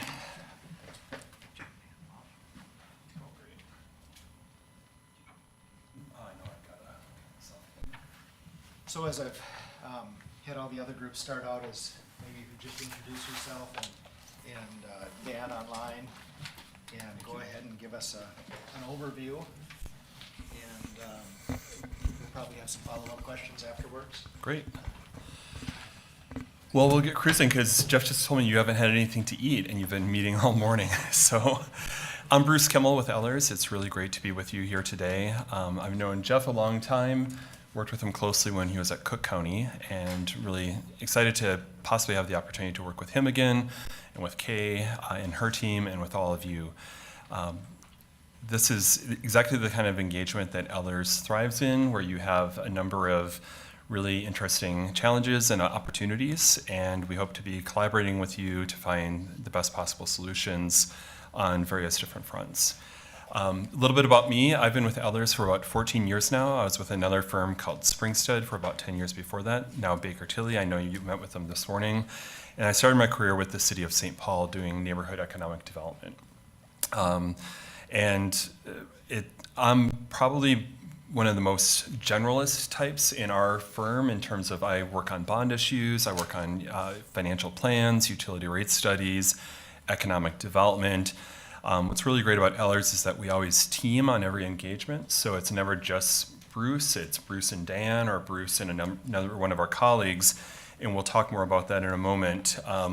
But I'm most often the client relationship person. So whenever there's an issue or something that you'd like to kick around, you would call me if you engage others, and then I would bring in Dan and other folks as appropriate to find the best possible solutions. I'm going to ask Dan to introduce himself. Well, good afternoon, members of the board. Thank you for taking the time to meet with us today. As Bruce mentioned, I am Dan Tinter. I have been with Ellers for, well, going on 8-9 months now. So I am on the other end of the spectrum. But prior to working for Ellers, I was the finance director for the city of Fridley, city administrator out in Winstead, Minnesota. And then prior to that, I actually started my career working for Dakota County, specializing in financial planning, specifically capital finance. So I help coordinate and manage their $300 million CIP. So it's been a journey for me through public finance, and I'm excited for the opportunity to work with Hubbard County and bring some of that expertise to bear on many of the things you have going on. I'm going to ask Dan to go ahead and start with a few of the introductory slides, and then we'll go into your questions as well. Take it away, Dan. Okay, are they going to put the slides up or just rock and roll? We have copies in front of us, and Shar, okay. Denise Yes, I received my copy, thank you. Okay. Okay, sounds good. So a little bit about Ellers and who we are. As we've talked many times, we are pioneers in public finance. At present, as Bruce mentioned, we are a team of more than 80 advisors and analysts and service professionals, and we're all really working together for the client's benefit. One of the values that we have at Ellers is, you can see it on our website, and we are client focused. So everyone on our team will be brought to bear to help you with anything that is going on in Hubbard County and any of your public finance needs. Everyone on our team is quite passionate about building communities. And one of the really neat things, if you ever happen to look at our team on our website, everyone has a quote about what it is that they enjoy working at Ellers, and almost always it is about building communities, helping to solve challenges and problems. We're 100% employee owned, so we are what's called an ESOP, or an employee stock ownership program. And because we're client focused, we understand that the success of Ellers and our personal success is really dependent on our ability to deliver for you and to make sure that Hubbard County is successful in any of their public finance needs. So in that way, we really have a deep connection to the work that Ellers does day in and day out, because we all have a little bit of stake when it comes to Ellers as a company.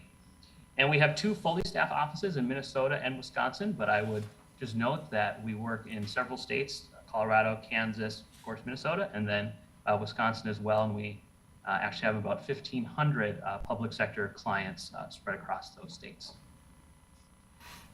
So I guess moving on to the second slide, a little statistical information about Ellers. Within the last 5 years, we have advised more than 2,500 different debt issues with a total par value of more than $15 billion. I would also add that Bruce and I just got some data the other day that in the last 12 months, Ellers has actually assisted in more than 400 bond issues with a par value in excess of $3 billion. So quite active in the debt issuance space, and of course ready and able to help and collaborate with Hubbard County if you really need that assistance and plan on issuing debt.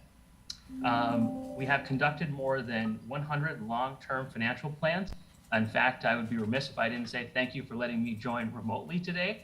I'm actually in the South Metro, and we'll be presenting a financial management plan to one of our city clients. So I'm very versed in those areas, and we would be happy to help.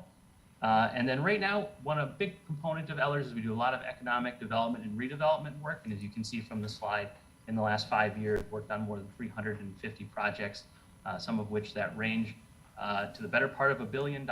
So a lot of bench strength on our team to help Hubbard County with any of those items. And then recently, and this is a little different probably than was in your proposal I think listed $1.9 billion in assets under management for our investment team. That recently just crept over the $2 billion mark. So $2 billion under management right now. Really what I think this demonstrates is that everyone at Ellers has a deep understanding of really all things public finance. We bring a team ready to help you with any facet, be it things from financial management planning to economic redevelopment, investments, and of course, debt issuance. That kind of rolls really nicely into the next slide, kind of talking about our approach and how we work. And you can see at the top, it talks about how we are fiercely independent and fully integrated. So just to touch on the fiercely independent component, one thing that makes Ehlers unique among municipal advisory firms is Ehlers only represents public sector clients. So we are not an underwriter, we are not a broker dealer, we do not work with developers. We are fiercely committed and independent to the public sector. And so we are always in your corner. And I'd be remiss if I didn't say that's just not true of other municipal advisory firms. So something that we feel very strongly about and is really a cornerstone of our business model, that we're always in it for the public sector guy and we're always in to help. Fully integrated, as you can see on the slide, the client is, as I mentioned, always at the center. And beyond the financial management planning and the debt issuance and the economic development, there are some other services that Ehlers provides. Arbitrage consulting to make sure that you remain compliant with all those tax rules, continuing disclosure. So when you're dealing in debt markets, people are getting the information and financial data they need and meeting your obligations, and of course, paying agent, helping you make sure you make all those bond payments on time. So really soup to nuts, we are in a position to help Hubbard County with all things public finance, from planning to actually issuing debt, to coming back year after year and collaborating with you and working with you to understand your vision and build your community, all the way to the back end, making sure that payments are being made on time, very complicated federal tax rules are being complied with, and everything in between. Moving on to the next slide, a little bit more about our team. Right now we have about 12 municipal advisors on staff. And I guess since I work with numbers all day, maybe you took the time to add up all of the years, but I did. More than 350 years of public finance experience across these various areas at Ehlers. So we are in a really strong position to help you with any of these areas. We have experts in every single facet of public finance, and we would be ready, willing, and able, really quite overjoyed to help you in any of these areas. And then ultimately what I would say, just to close before I turn it over to Bruce to kind of conclude the presentation, really at this point in time, we really feel that with our team and our process, which is really predicated on working with you, answering those key questions that you have, and really collaborating and building a deep, long-lasting relationship and understanding what you need, is really how we feel like Ehlers and Hubbard County can be successful together. It's not so much about us taking the information, going back to our offices in Roseville, and then coming back and presenting it. It's really more about having a long-lasting conversation and making sure that, much like your budget, it's an iterative process where we're continuing to communicate, chat, and figure out kind of what's best to meet your financial needs. So with that, I'll turn it back over to Bruce, and he'll take us through the rest of the presentation. Thanks, Dan. I kind of threw him in the swimming pool here. I think he did a pretty good job of describing Ehlers. So he's been obviously paying attention over the last 9 months.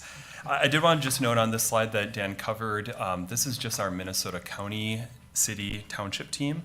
We also do a lot of work with K-12 school districts. I know a number of the school districts around here were the advisors for as well, but I wanted to distinguish that neither Dan nor I does school finance. That's its own animal. We really focus on cities, counties, townships, and housing and economic development authorities. Going on to the team, Dan and I introduced ourselves. I did want to note Jessica Cook leads our financial management and fiscal studies team. So if you did engage us to help you with a financial management plan, Dan and I would both be involved, but also somebody on Jessica's team, or maybe Jessica herself, crunching those numbers, building models, and then working collaboratively with the two of us, as well as all of you, to make sure that we were looking at the options you wanted to see and providing the data that you wanted for decision-making purposes. In addition, Ryan Miles directs our investment advisory team. So again, we're not broker-dealers. We are strictly advisors on the investment side, and we look to leverage the competitive marketplace to get you the best investment options and yields. And Ryan is doing a fabulous job. Actually, we passed $2 billion last week, and actually at the end of this week, we're going to pass 2.1. So we're moving quickly, and a lot of that credit goes to him and his team and the quality, the value that they bring for public clients like Hubbard County. Moving on to the next slide, what we know. I've had the benefit of reading board minutes and having some conversations some months back with Jeff and with Kay, reading the local newspaper as well. And so, I think we have a decent starting handle on some of the issues that you're working with. Of course, Heritage Living Center, we know that you're looking to potentially sell if the terms are correct and workable. I've worked with a lot of county-owned enterprises, hospitals, nursing homes, broadband systems, both to expand as well as to contract and get out of some of those lines of business. So hopefully we could provide some benefit for you in that area. Transportation infrastructure, Jeff and I have talked about the fact that you do have a transportation sales tax in place, but are also looking at some partnerships with some of the local communities, maybe to help improve some infrastructure that is both a benefit to that city as well as to the county. And I think that through the financial management planning and some other discussions about state aid and other resources, we might be able to come up with some creative solutions there.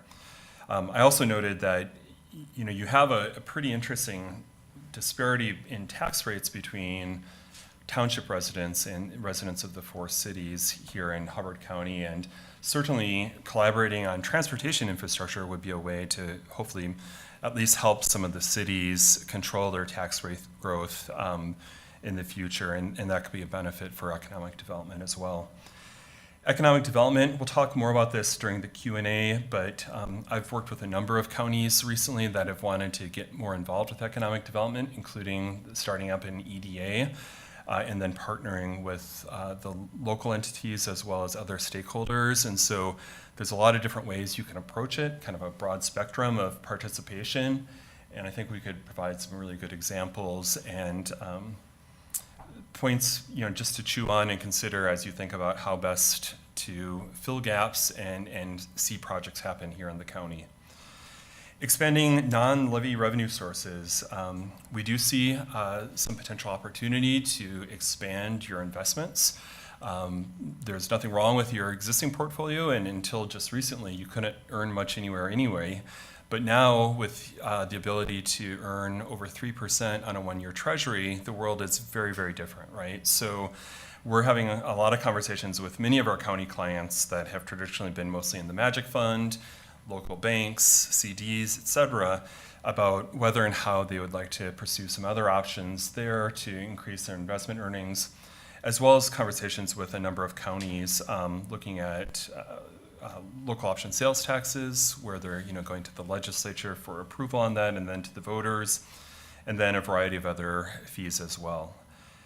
And then finally, the biggest one, if I could have sized these, would be long-term financial planning. We really think, and I spoke to this in the proposal, that everything that you're looking at, in order to have the most confidence in your decision-making, it'll benefit you so much from having a long-term financial plan with good inputs and estimates for going forward.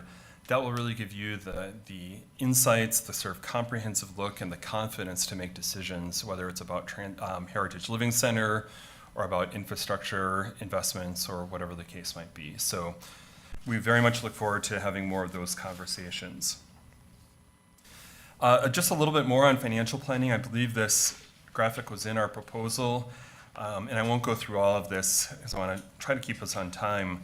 But this is the kind of thing that probably excites both Dan and I the most, much more so than doing a bond issue or doing some other kind of project-specific financing, because this is the roadmap, right? You're in really strong shape, but you have a lot of things on your plate, and helping you figure out what are your resources, what are your costs or potential costs, and then how to weave them together and not crater your fund balances and not spike your tax levy.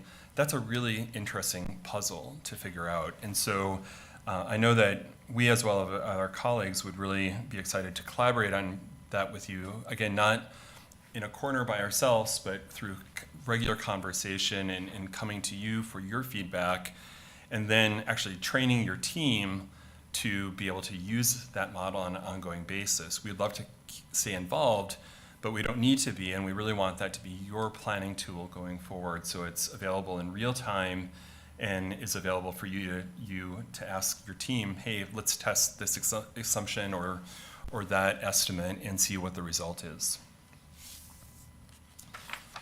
So then finally, I would just close with this graphic about sort of the cycle of client engagement and project engagement.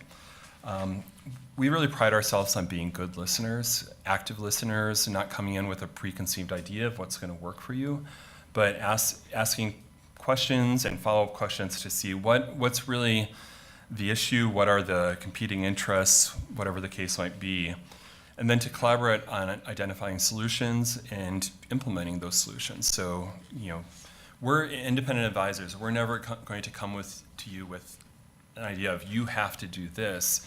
It's more about here are your options, here are pros and cons, here's what we think, but ultimately we want you to be the ones that are comfortable saying, yes, we've done the analysis, we understand it, and we want to proceed in this direction. Then we can help you implement that vision, that plan, and once that's done or part of the way done, we reflect on it and make sure it's working according to plan, right? And if we need to make changes or change the team or whatever the case might be, we'll do it to make sure that you're confident in our participation with you and the services that we're bringing to you on an ongoing basis, whatever the project might be.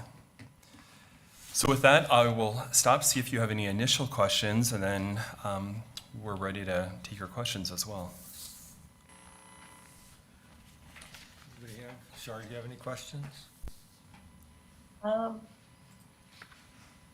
I don't believe so at this time.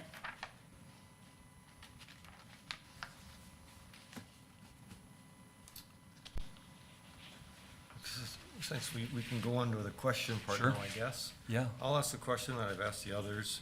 It has to do with recommending strategies for economic development for Hubbard County. I start off with, you have Park Rapids, Nevis, and Akeley, and the Highway 34 corridors got some economic development. You got south of us here, a lot of forests, some agriculture. North in the center part of the county, you've got a lot of public lands, not much for cities, no infrastructure as far as sewer and water and stuff like that. And then you've got the north end of the county where we're more aligned with the city of Bemidji, that regional center. We've got railroad tracks up there, four-lane highway. Highway 71 going south of Bemidji has got some development that's happening organically up there. So with the kind of the diverse county that we are, what would you recommend as a strategy for economic development planning for Hubbard County, and why? Yeah, thank you.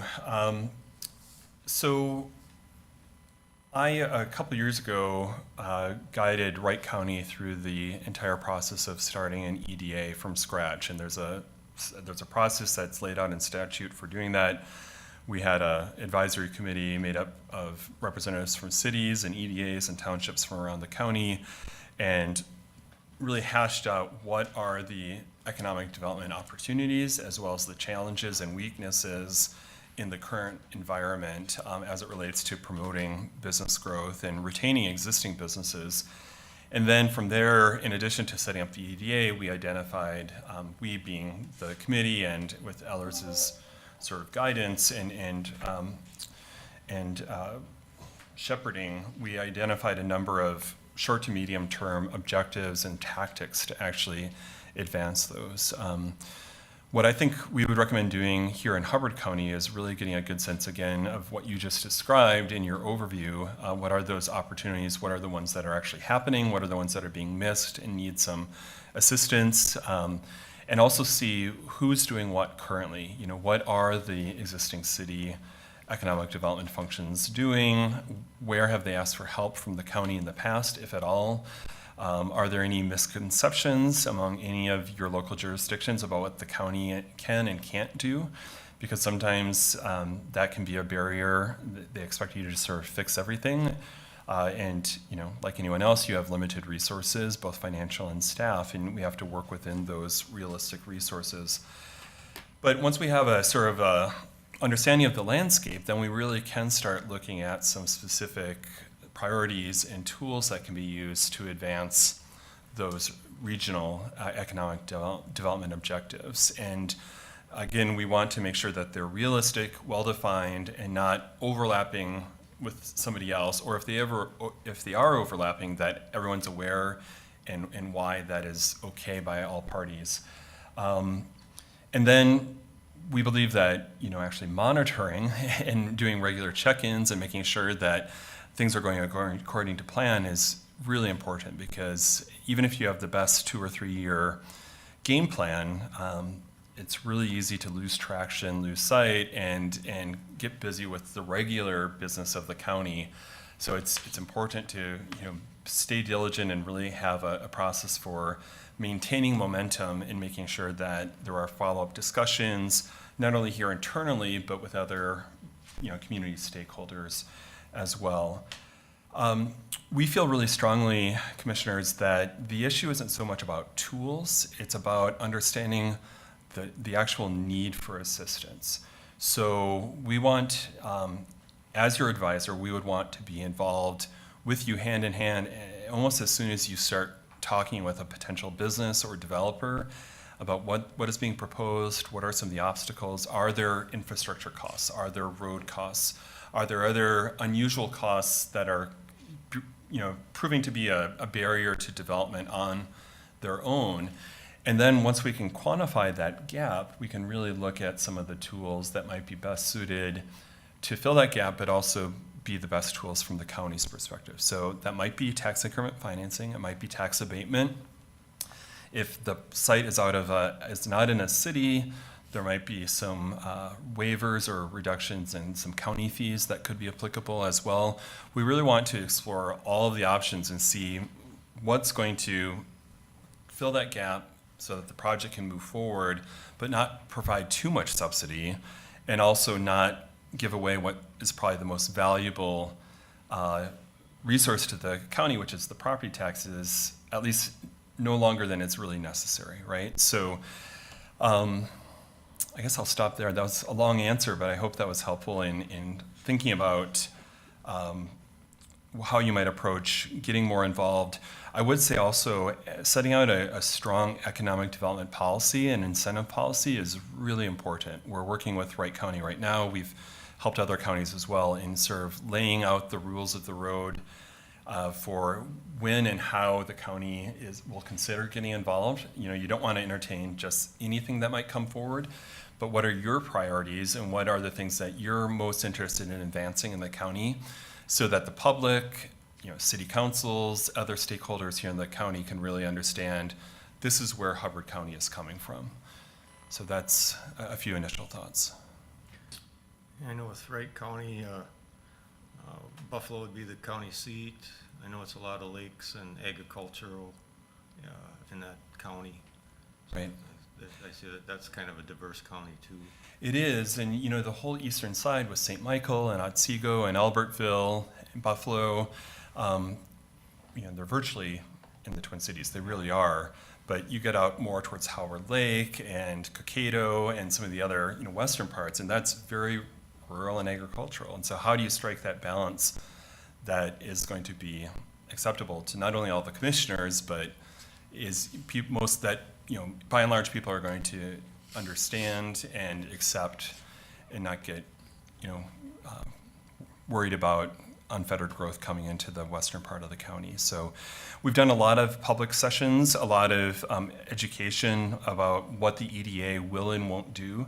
One of the things that Wright County said right up front is that they're not going to set a levy. They're not going to do an EDA levy. That may change down the road, but then we said if the county and the EDA ever do want to set a levy, the folks that have opted into the EDA will have an immediate opportunity to exit if they wish to do that and not be subject to the levy. So that was a big part of building trust and convincing folks that this wasn't just a county power grab or levy grab, that they were really being conscientious to be collaborative and partnering with the entities that are already there, and just wanting to help advance development throughout the county. I have a follow-up. Sure. Do you find it beneficial to have some of those economic tools in place, though, prior to a developer approaching? Yeah, I think it's good to be up to speed on those. I had a conversation with Chippewa County recently about TIF and abatement, and another county too. Might have been Lee Sewer County. Yeah, it was. Just to make sure that the commissioners and/or an EDA board are all familiar with some of the pros and cons in consideration with those tools, so that if you do have a fast-moving request for assistance, you feel like you can get up to speed on that deal and consider the tools that are being considered. So I think, you know, you don't have to have a TIF in place preemptively, but I think it is helpful to really understand it, what it is and what it isn't, so that you can gauge using that tool more readily. Yeah. I have a question. You said you have experience with county-owned businesses, including divesting. If we do divest of the nursing home, what would be your contribution in the process of doing that? So maybe some examples. Yeah, I think one of the best and most relevant ways we can help is to really help you quantify and consider the costs of exiting versus the costs of staying in. And let me give you an example. Up in Lake County, they made a decision to actually build out and then operate their own broadband fiber service. So they were the broadband developer as well as the ISP, the provider of not only data, but also video and voice service as well. And a lot of things went wrong. They'll be the first ones to admit, a lot of things went wrong. They didn't have the greatest team helping them from actually building out and then operating the system. And what I did for the better part of 2 years is, well, thankfully we weren't involved with the initial decision to actually go ahead and do the project, so we could come in with a fresh perspective. But we ran a lot of different models looking at, does the county stay in and invest some additional money to hopefully get to a break even and sustainability, or what would it look like if the county board decided to cut bait and get out of it, and there was some existing debt outstanding that needed to be taken out. And we had a lot of discussions with the USDA out in Washington as well to discuss options for exiting or for forgiveness or forbearance on some of the loans that the county had with the USDA.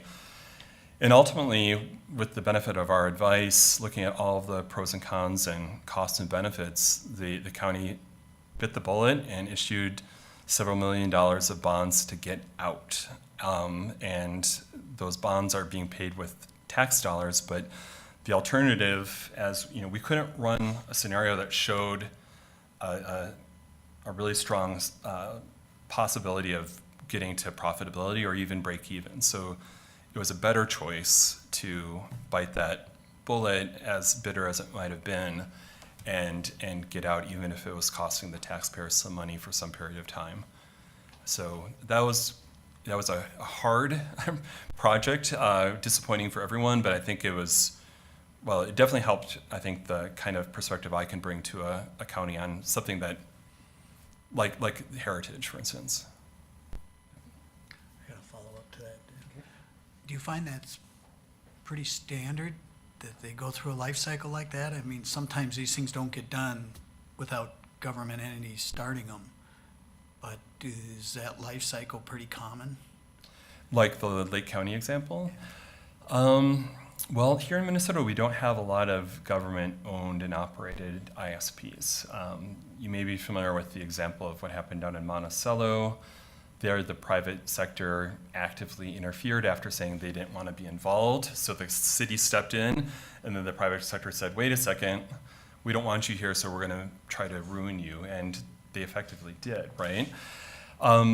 In general, Commissioner, I would say that my mantra is more or less avoiding county ownership of those kind of enterprises. It's usually much better in terms of a risk mitigation perspective and just not having a question mark out there in terms of county commitment or obligation if you more provide money towards a solution. And that's what we're seeing more often, whether it's a township or a county, is you negotiate a deal with a broadband developer or an ISP to serve a certain area, and the county might put in $1 million or $2 million or something like that to get that project over the hump, but then you're not expected to contribute anything more. And I think that's a pretty good model. There probably is still a place for some county ownership in some examples, but that would not be my first choice.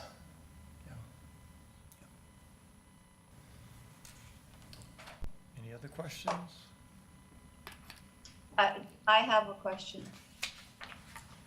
So going along with the example you gave for Heritage, would you also agree with economic development that sometimes there's a place where the county can give initial dollars and then let go of the project? Have you had any experience with that? Commissioner, I have. I guess it sort of, do you have an example of what kind of project you're thinking of, like a specific business or, yeah? Yeah, I do. So the HLDC bought 40 acres of land, which is zoned for residential, and it would be a multi-housing, so it would be apartments and like twin homes and then single homes.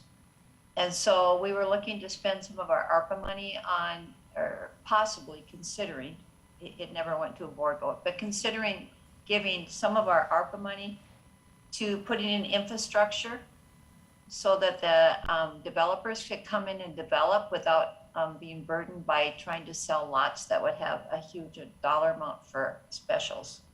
Mm-hmm.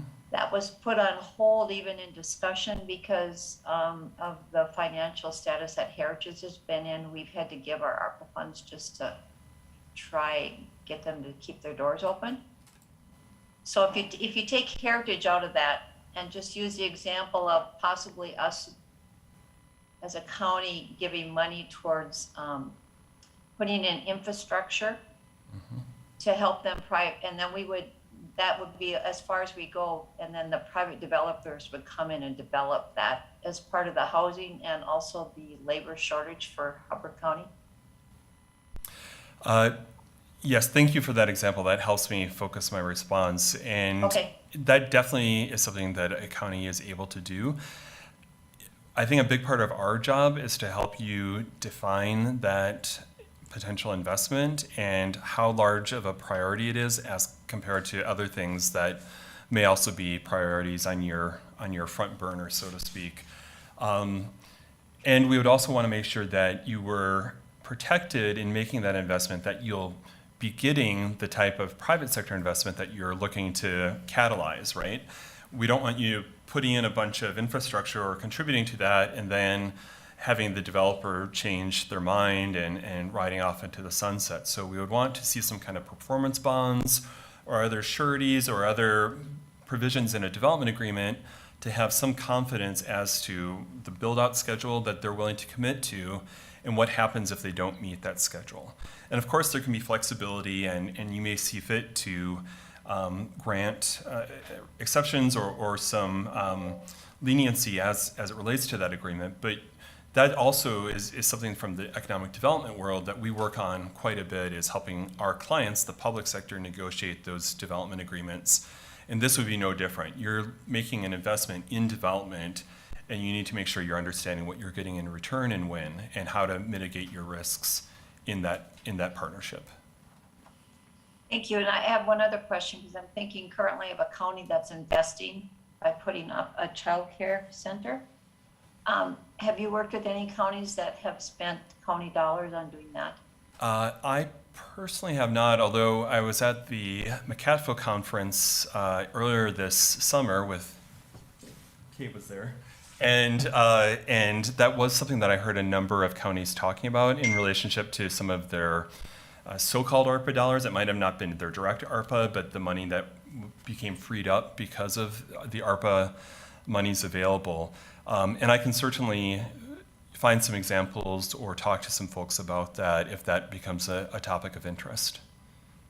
Thank you. Follow up on some of this again too. So a significant part of some of that stuff is having the revenue to do it, obviously. So can you describe the process you would follow for estimating financial impact of recent significant tax capacity changes in Hubbard County? Yeah, and I'm going to turn it over to my colleague Dan to answer that one. So we discussed that ahead of time, so. Well, thank you, commissioners. Yes, happy to. So a few things to think about most often, and first I'll just say the Enbridge tax capacity is really an exciting opportunity for Hubbard County and exactly what that will mean moving forward.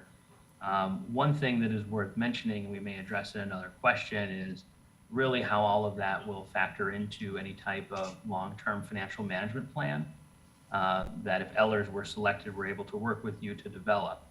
And really trying to understand how those significant tax capacity changes would impact your budget and any of your strategic initiatives, really your vision for the community. And at that point in time, we would engage in a conversation with really a number of stakeholders, be it the county, staff, the public, reach back to Bruce's answer to the economic development question, even other cities, or perhaps even the public at large, to really talk about how would you want to work through some of these significant tax capacity changes? Would you want to reduce your net tax capacity rate? Would you be interested in perhaps maintaining the rate or even increasing the rate to build fund balances to make investments, much like perhaps some of that were described in the economic development examples?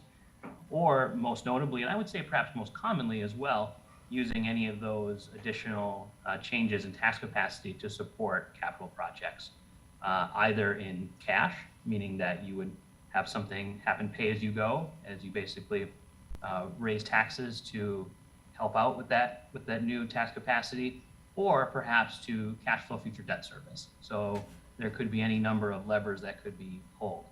And then the other component to think about as well, and again, reaching back to the financial management planning component, beyond capital is also having a discussion with all parties involved about kind of the operating costs. Are there staffing needs?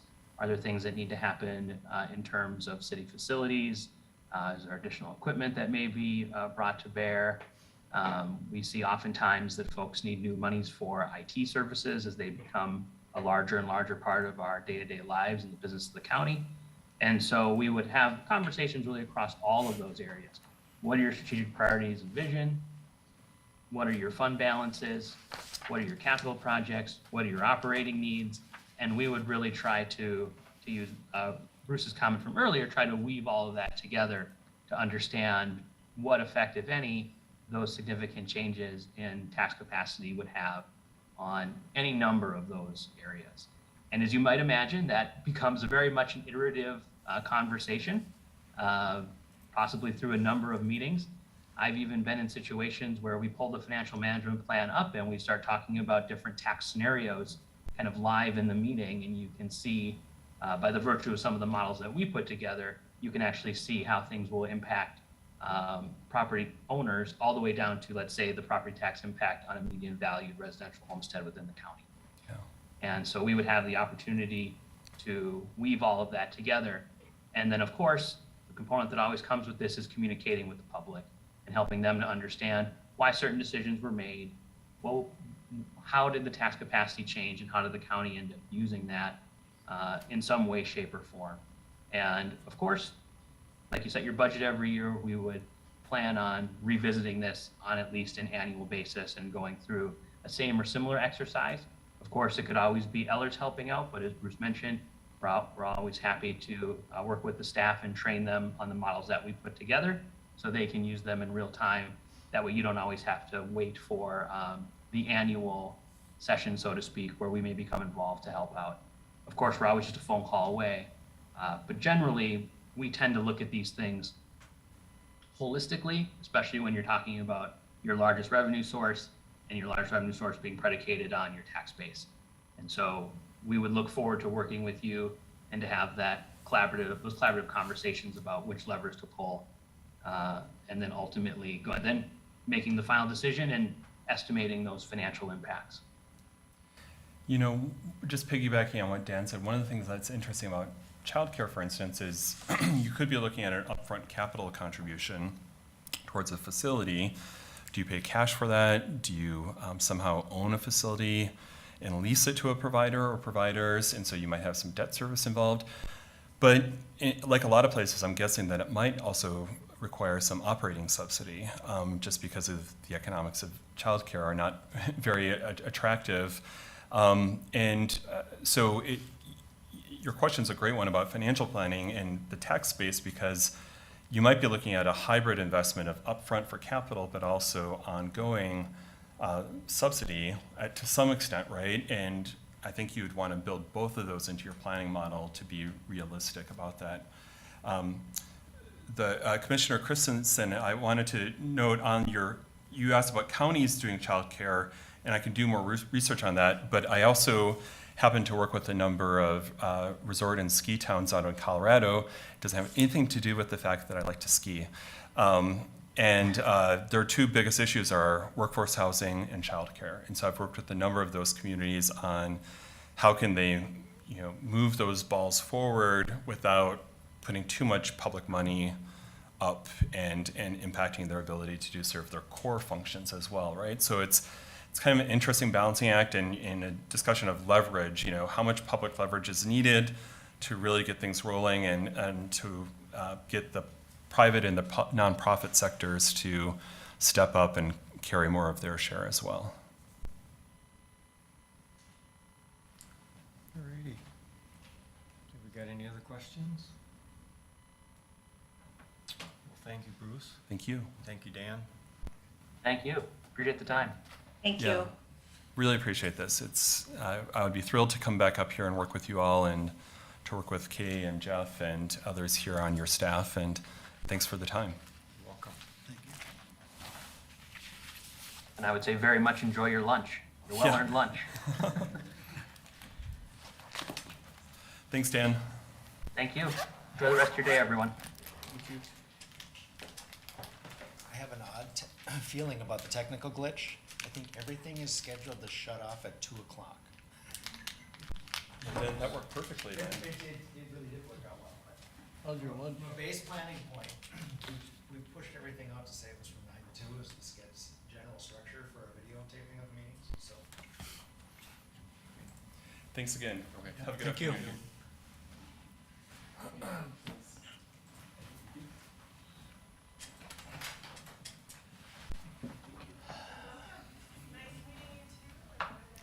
So I'm just warning Shar, if you drop off, we may have to dial you in by cell phone.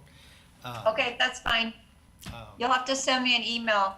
Yeah, Okay, if the meeting just shuts off, it's because it was scheduled from 9 to 2 and we've never come up against the issue of running to 2 o'clock. So where do we go from here? Well, it's more than a 5-minute conversation. I guess it's really up to you what to do with it. I think from our standpoint, moving forward and making a decision as quickly as possible is helpful, because as we're putting together, if we want to model what tax capacity is going to happen relative to Enbridge, we need that information to provide you that information to make a decision before it's the end of September. So we're kind of up against that. And we don't meet again for 2 weeks. We don't meet again for 2 weeks. I'd just soon try and make a decision if we can get to consensus. Yeah. And the rest of you feel the same way, that we should try to figure it out today? And Should we maybe just name our top 2 first and go from there? And I guess I can start off, since I'm the board chair. There's perks. At the beginning of this process, and we got we had the request for proposals and, reading the proposals. At that point, for me, I would say Ellers and PFM were the top two candidates after that. Now, after today's, presentations, I guess I'm kind of feeling the same way. I'm glad I don't have to make this decision by myself, because I think they all gave strong presentations. I don't know if I want to name one that I would drop off, but right now, like I say, I still think maybe Ellers and PFM are my two top candidates. Does anybody else want to share? Yeah, my top two our top one would be Ellers, next one would be David Downs. For Ellers, what put them on the top for me is that they are the only of the four who are financial advisors, and they can help us with that. He mentioned treasuries. It would be good to have someone knowledgeable in those and helping us selecting the correct ones. They have experience with county-owned businesses, either to, like Char's question, to establish one for structural stuff for a contractor to come in and develop, and investing. Another area would be he really pointed out that they have a lot of expertise in long-term financial planning. And then I also liked it where he said he's an active listener and has no preconceived ideas when he comes in. But he does. Well, But he does. well, everyone has ideas, but he's willing to listen. That's a big part. Yeah. Yep. Yeah. That's all. Sorry, I just had to throw it there. You gotta listen before you can learn. I know, he's the only one who said that part of it. Dan? No, David Char. Oh, no, you get to go first this time. Yeah. Char, your turn. I'm going with Ellers and DDA, or not, excuse me, not DDA, but Baker Tilly, and it's really important that we do something, and we decide our role with economic development. And so they all offered a lot of things. They were all strong in areas that we have in common for financial planning and bonding, etc. I thought Ellers and Baker Tilly would be the most helpful with economic development. Good. Dan? Young man, go first. All right. I had the exact same as Shar, Ehlers and Baker Tilly. And that changed a little bit from the first go around. So for me, it will just come down to, cost, comparison between the two. But both of them, I think, are more than capable of, well, all of them are more than capable of doing all this, but I think these two kind of rose to the top. I think they understand a little better where the county's at than maybe the others. The other ones kind of just had a broad approach to everything more. These guys kind of, they did their homework and narrowed in on the scope of kind of where we're at right now and have at least a baseline understanding, I think, of where we want to go. Oh, yeah, Dan? Oh, thank you very much for asking. All right. Couple of different things even before I go or start. I'll give you the punchline in the last. Baker, Tilly, and Eilers. Reason being, Baker Tilly, open-minded. I mean, he was on it, forward thinker, hands down, period. The only thing that scared me is just the portal part. He indicated that he was the portal to the rest. Well, define that, and I didn't want to go there, and I thought that the questions asked of the presenter should be consistently consistent. I didn't want to throw anything in there, but very proactive. Eilers, what I liked about them was that they want to be involved. They're very well versed on their expertise, and I did hear, I think, something about public meetings, at least to be out in front and assist in that area. But those are the two that I would definitely go for. We're not going to go on the downside, we'll just stick with the top two. So, Thank you. Yeah, and that, like I said, I don't think we could have gone wrong with any of them. They've all had some strong points. I know like DVA had mentioned about 95% outstate, working with outstate, 400 different communities and stuff like that. So it, and Baker Tilly, a large organization, seems to have a lot of resources to draw off of. Ellers, like I say, in their request, the information they gave us on the request for proposals, I thought they, at that point, that they stood out because it seemed like they had maybe done their homework a little bit more than the others. But like I say, I don't think we could go wrong, but it's nice to see that we all had Ellers as one of our choices. The only comment I would make above and beyond that is I would say they were all here because they were all qualified to do the job. Yep. And the only qualification I would make is that Ellers currently has a relationship with the school district in the city of Park Rapids, which could facilitate tying some things together related to bonding and economic development. And then, like you said, PFM, they said that they've been with the county since 1990, so there's a relationship there. Like I said, I don't think we could have gone wrong. I think there was 4 strong candidates, which doesn't make it easy. But I guess if we're ready. Looking for a motion to select one, is it what we need? I believe so, yeah. And I would address the other question about relative to price. Everybody also agreed that price is always negotiable. right, If I were just making stars, Ellers' rack rate for issuing $10 million of debt would be less than Baker Tilly's rack rate for issuing $10 million worth of debt. Baker Tilly today said that's a negotiable item, right?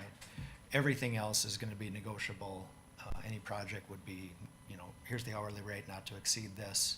So as far as that goes, cost is gonna be comparable, whatever you choose.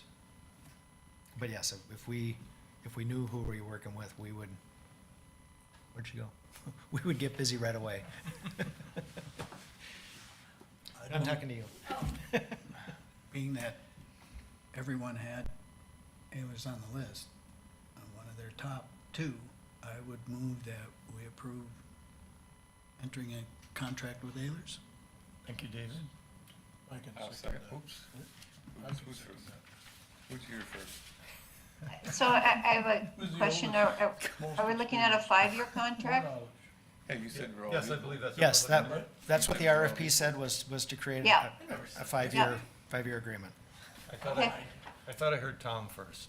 You can have it, Tom, if that makes or breaks your day, buddy, you got it. Is that, I heard Dan, but you want Tom?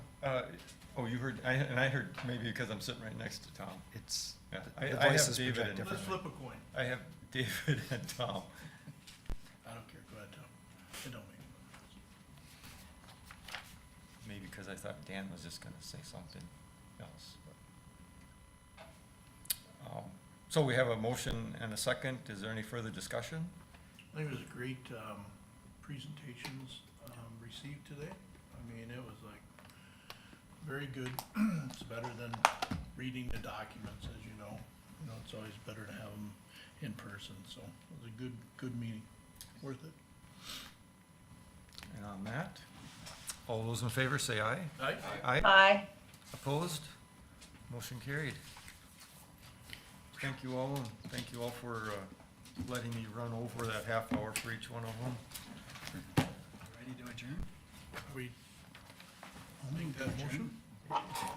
David makes the motion to adjourn, and I heard Dan second that one. All those in favor say aye. Aye. Aye. Thank you, everyone. See you, Shar. Yep, bye. Bye. We off? Just a moment.